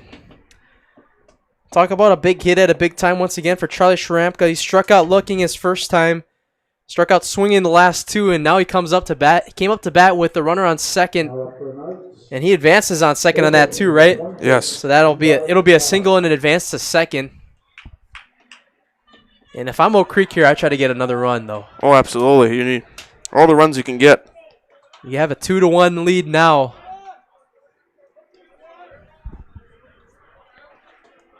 But Charlie Sharampka, RBI base hit. Taken inside for a strike as Levi Handel comes up to bat. Now had a base hit. 6-3 ground out and a strikeout looking. 1 for 3 on the day for Handel. Grounds out one foul. You already see some fans for the next game already starting to get settled in. That's how you know this game it's been a while. Yeah. Chase Stouty. 2 strikes on here. Looking to get out of this with just 1 run and just missed. Yeah, I mean, now it's going to be up to the closer for Oak Creek after this too. They still need 3 more outs to get still too. Kettle Moraine could still tie or take the win if this stays at where it is. But the count's at 2-2 now, so from 0-2 to 2-2 on Levi Handel. RBI base hit from Charlie Sharampka. Blake Uzelski scores off of an obstruction play as the catcher Pilarski blocked the plate. That one's popped up in the air, foul into the seats behind everybody.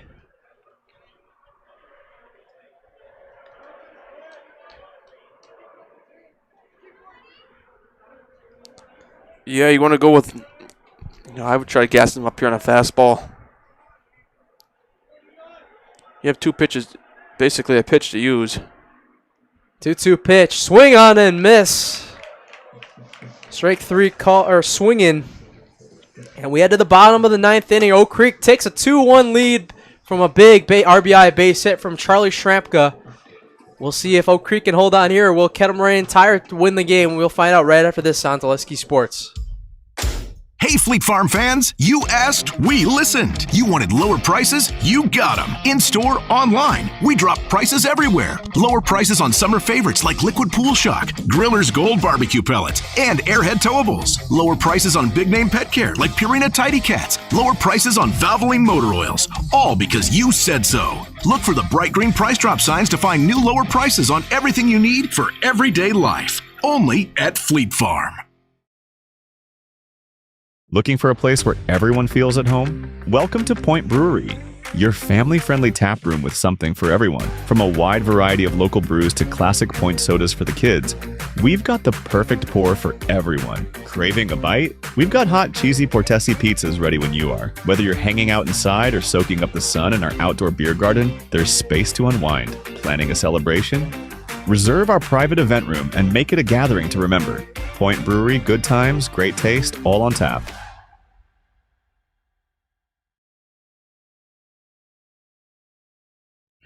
We're back here for the bottom of the 9th inning here on Zaleski Sports.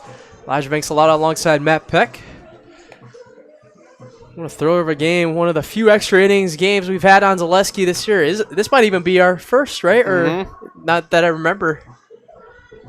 And it's a good one as well as we head to the bottom of the 9th inning. The Oak Creek Knights take a 2-1 lead. A lefty on the mound now, Hunter Shepstone, trying to get the 2 outs for the Knights and try to finish the deal in conference play to share the 3rd place in the Classic 8 conference in their first year and try to get to 12-10. But it's going to be Noah Engel, Micah Witt Jr., and Miller do up this inning, 6, 7, and 8 in the order. We've seen a lot of different crazy things today already, including that obstruction play on that base hit from Sharampka. on that. It was a slow roller to the outfield too, and that was still a heck of an effort from Myrick to get that to the plate even. First pitch fouled off. That's one of the points I was saying. I was just shocked that they got him out in the first half. Second, I know you got the obstruction there, but you're not thinking. You're going for the catcher to try to catch the ball. You're not worried. You're not thinking about where I should stand. Shepstone, the number 2 guy in the order, as he takes a called strike 2. Last pitch last Saturday against Indian Trail. 5 innings, 3 hits, 3 runs, 1 earned, 1 walk, and 2 Ks. He's trying to close this game out in a big one here. That one's taken low, and Scott Holler realizing we don't have any more games this week. We're not going to start our number 2 guy, so why not throw him in a big situation to get 1 inning through. 100%. I'm sure next week there's going to be a lot of those situations too, but they got 3 games, as this one's going to be lined over to left field for a base hit. Kettle Moraine doesn't want to go home like that. They want to come back and try to make themselves up from the mistake they made last inning on the interference at home plate. So Noah Engel starts us off with the leadoff base hit on the 0-2 pitch. And now Micah Witt Jr. with the chance of Bobby. All the Kettle Moraine players outside of the dugout. The winning run at the plate, the tying run on first. Micah Witt hasn't been retired today. Big swing and a miss on the breaking ball to start it off. He was real way ahead of it, so I was assuming he's looking fastball there. Considering that he hasn't been retired yet, yeah, you wouldn't put him on here because, you only got a runner on first. You play to try to get him out, try to get him to pop up. Ball hits the corner, first strike. If you're Matt O'Sullivan, do you send Noah Engel here, or you play it off? I would play it off because you never know. That one spiked in the dirt for a ball. Because now he matters. You need him to tie the game and extend the game. Last inning, Kettle Moraine, all they needed was a runner to come home to win the game. You need Engel at first base to just tie the game to continue it. So I wouldn't play around here. If you hit in a double play, you hit in a double play. But depends on his speed, too. 2-1 pitch. It just missed for a ball. Or 2-2 now, I should say. Beg your pardon. So here's a big pitch coming up here. Shepstone gave up a base hit on an 0-2 count to Noah Engel. Now 2-2 on Micah Witt, who has 2 base hits and a hit by pitch. 2-2 pitch. Hit on high in the air to center field. And making the catch is Camden Jeske for out number 1. And now a double play can end this game. Yeah, Bull Creek's going to look for that ground ball. So now, I think the best pitch for a ground out is on the corners, right? You're high. Try to get him somewhere in there. Now Miller comes up to bat. Double play. He did have a double play back in the 3rd inning. First pitch is taken in there for a strike.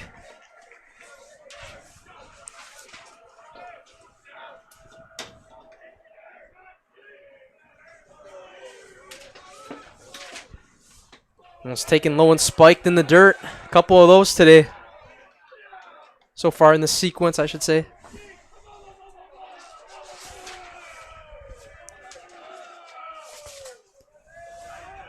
It's a 1-1 count here. Yeah, you got to. This one popped up in the air to center field. And it's going to fall off the glove. Oh, Nobody's covering second, and it's going to be a base hit. Or that might even be an error, right? Because it went off the glove, right? Well, here's the problem I have with that exact play right there. You know, that's one that's just like unbelievable. You got to keep somebody got to be covering second base just in case he drops the ball right there. And nobody was there, and now Kettle Moraine really puts themselves in position. There was a tough catch, don't get me wrong. Can't get mad at him for not making the catch. It's just that somebody's going to be covering second base just in case he drops it.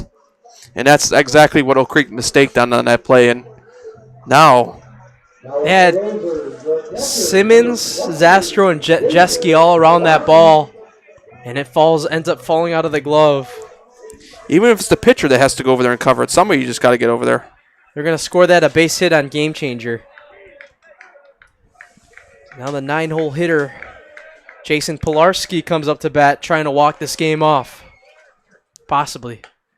First pitch taken in there for a strike. And you brought it up earlier. Yeah. You don't want to get the Chase Stouty here and walk him here. So double play right now. You want to probably get out the game as fast as you can and get a double play here if you're Oak Creek. 0-1 pitch, swung on and missed. All I got to say is, did they get to chase Stouty right here? Say there's no double play. He's for sure getting put on by Scott Heller.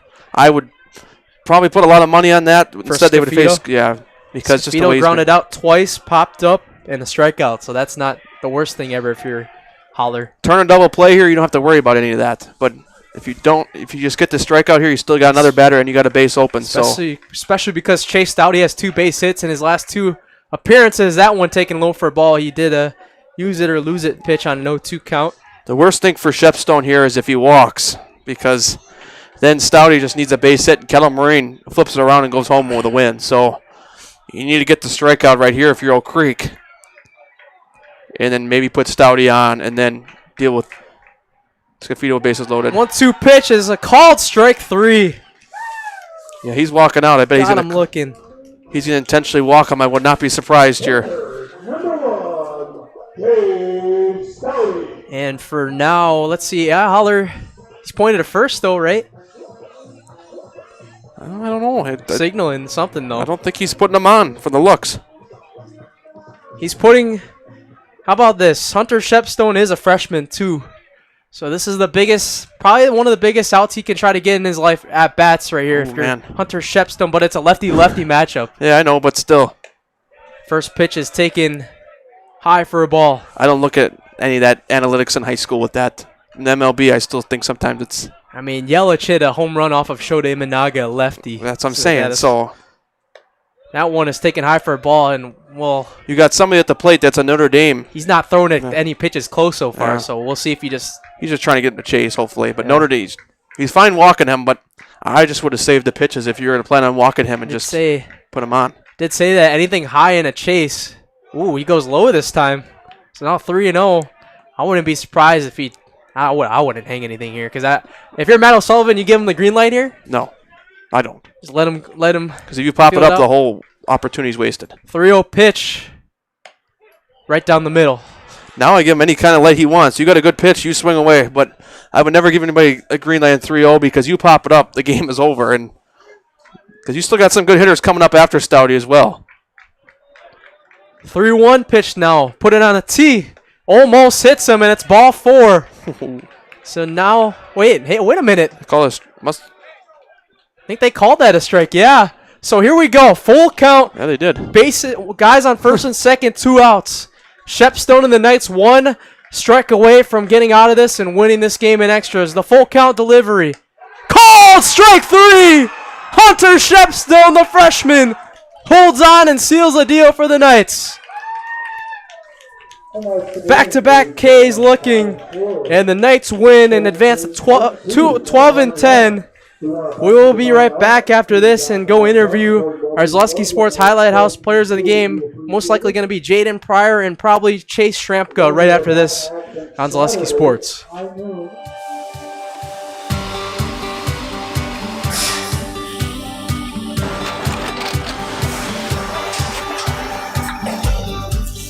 Good day. My name is Ken Hyman, and welcome to Nasonville Dairy here in central Wisconsin, Marshfield, Wisconsin, as a matter of fact. Nasonville Dairy actually goes back to 1885. We are the oldest plant in Wood County. When our father brought us here in the early 1960s, we ran 7,500 pounds of milk a day. We now run 1.8 million pounds of milk a day. We buy dairy milk from 200 dairy farmers here in central Wisconsin, produce it, and ship it all over the world. We make a lot of different cheeses. We make cheddar, Colby, Monterey, Farmer's Cheese, Peach Cheese, Quesa Blanca, Quesa de Fure, Seco, Parm, Romano, Asiago, Fontina, Feta Caseri, Keflatiri, Kefla Graviera, 20 different flavors of Monterey, as well as making Edam, Gouda, and Munster. This has allowed us to go to a lot of different countries. Our furthest accounts are now in China, Japan, Canada, Saudi Arabia. We do ship to Mexico, as well as a number of other places throughout the world.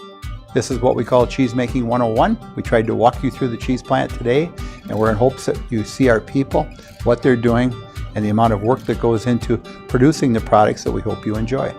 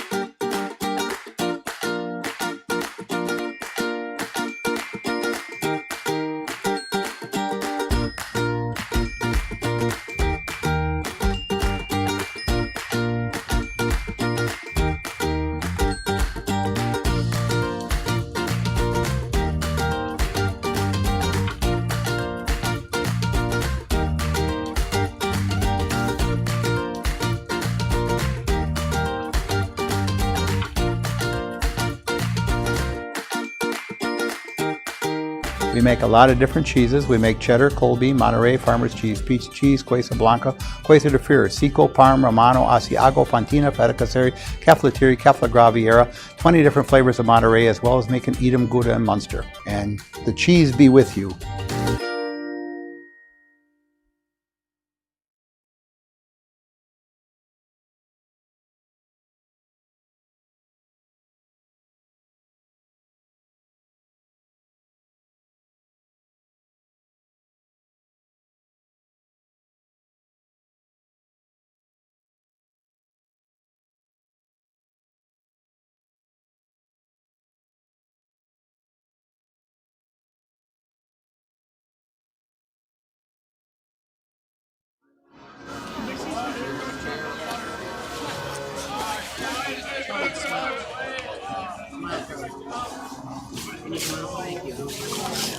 All right, we're back here on the Nasonville Dairy Postgame Show. Fresh cheese curds made daily at NasonvilleDairy.com. We're here with the Oak Creek Knights right now, starting off with the starting pitcher, Jaden Pryor. Jaden, I mean, that was a really great effort for you. Probably not out of the ordinary, too, because you pitched an extra inning there, too. But kind of like, what was the approach today against this tough Kettle Moraine team that scored 17 runs the other day? I think the approach was work backwards, stay competitive, and just pound the zone. See, good things happen. You guys kind of got some momentum now. You guys are going to share the conference with Kettle Moraine. Last conference game of the year. Just talk about the overall synopsis of how the first year in the Classic 8 went for you guys. I think overall it was a learning curve. There's definitely it's definitely the best conference in the state for sure. But the competition makes us better and helps us improve. So, what do you guys got to do now to kind of just improve and keep going here from here on out to try to get the momentum going for the playoffs? I know you guys got 3 more non-conference games next week. So, how's that next week going to look for you guys to deliver before the playoffs? I think we have to stay steady level. Just approach every game the same and be ready. All right, so now we're going to be joined by Charlie Sharamka, who delivered the big RBI hit in the top of the 9th inning. Charlie, I mean, you were 0 for 3 with a couple Ks on the day. Just what was that last approach like? I don't know. My last approach was just hit the ball hard somewhere, and I got my pitch, and I took it there. How big is that for you guys, too? Talk about Hunter on the mound there, too, at the end, getting you guys out of that last inning. No, that's huge. That was big of him. He did a really good job. Thank you, Shep. All right, so I'm going to put you guys in the house now. Do you guys know what to do or no? So I'm going to have you two get together. Okay. And then you're going to say, I'm Jaden Pryor, and I'm Charlie Sharamka, and we're in the house. All right, ready? All right, go ahead. Look up at that camera up there, too. I'm Jaden Pryor. I'm Charlie Sharamka. And we're in the house. Congrats, guys. Appreciate it. Thank you. Yeah. Have a good one. All right, that'll do it, ladies and gentlemen, here on Zaleski Sports. 2-1 Oak Creek wins in a 9 extra innings complete game. Jaden Pryor pitching 8 innings. Charlie Sharamka with the big RBI to ultimately win the game for the Oak Creek Knights, and they finished conference with the share with the Kettle Moraine Lasers. And that'll do it for us here on Zaleski Sports. Alongside Matt Peck, I'm Elijah Venxalata. We will see you in about 24 hours for Slinger against Pewaukee, live right here on Zaleski Sports. Have a good night, everybody.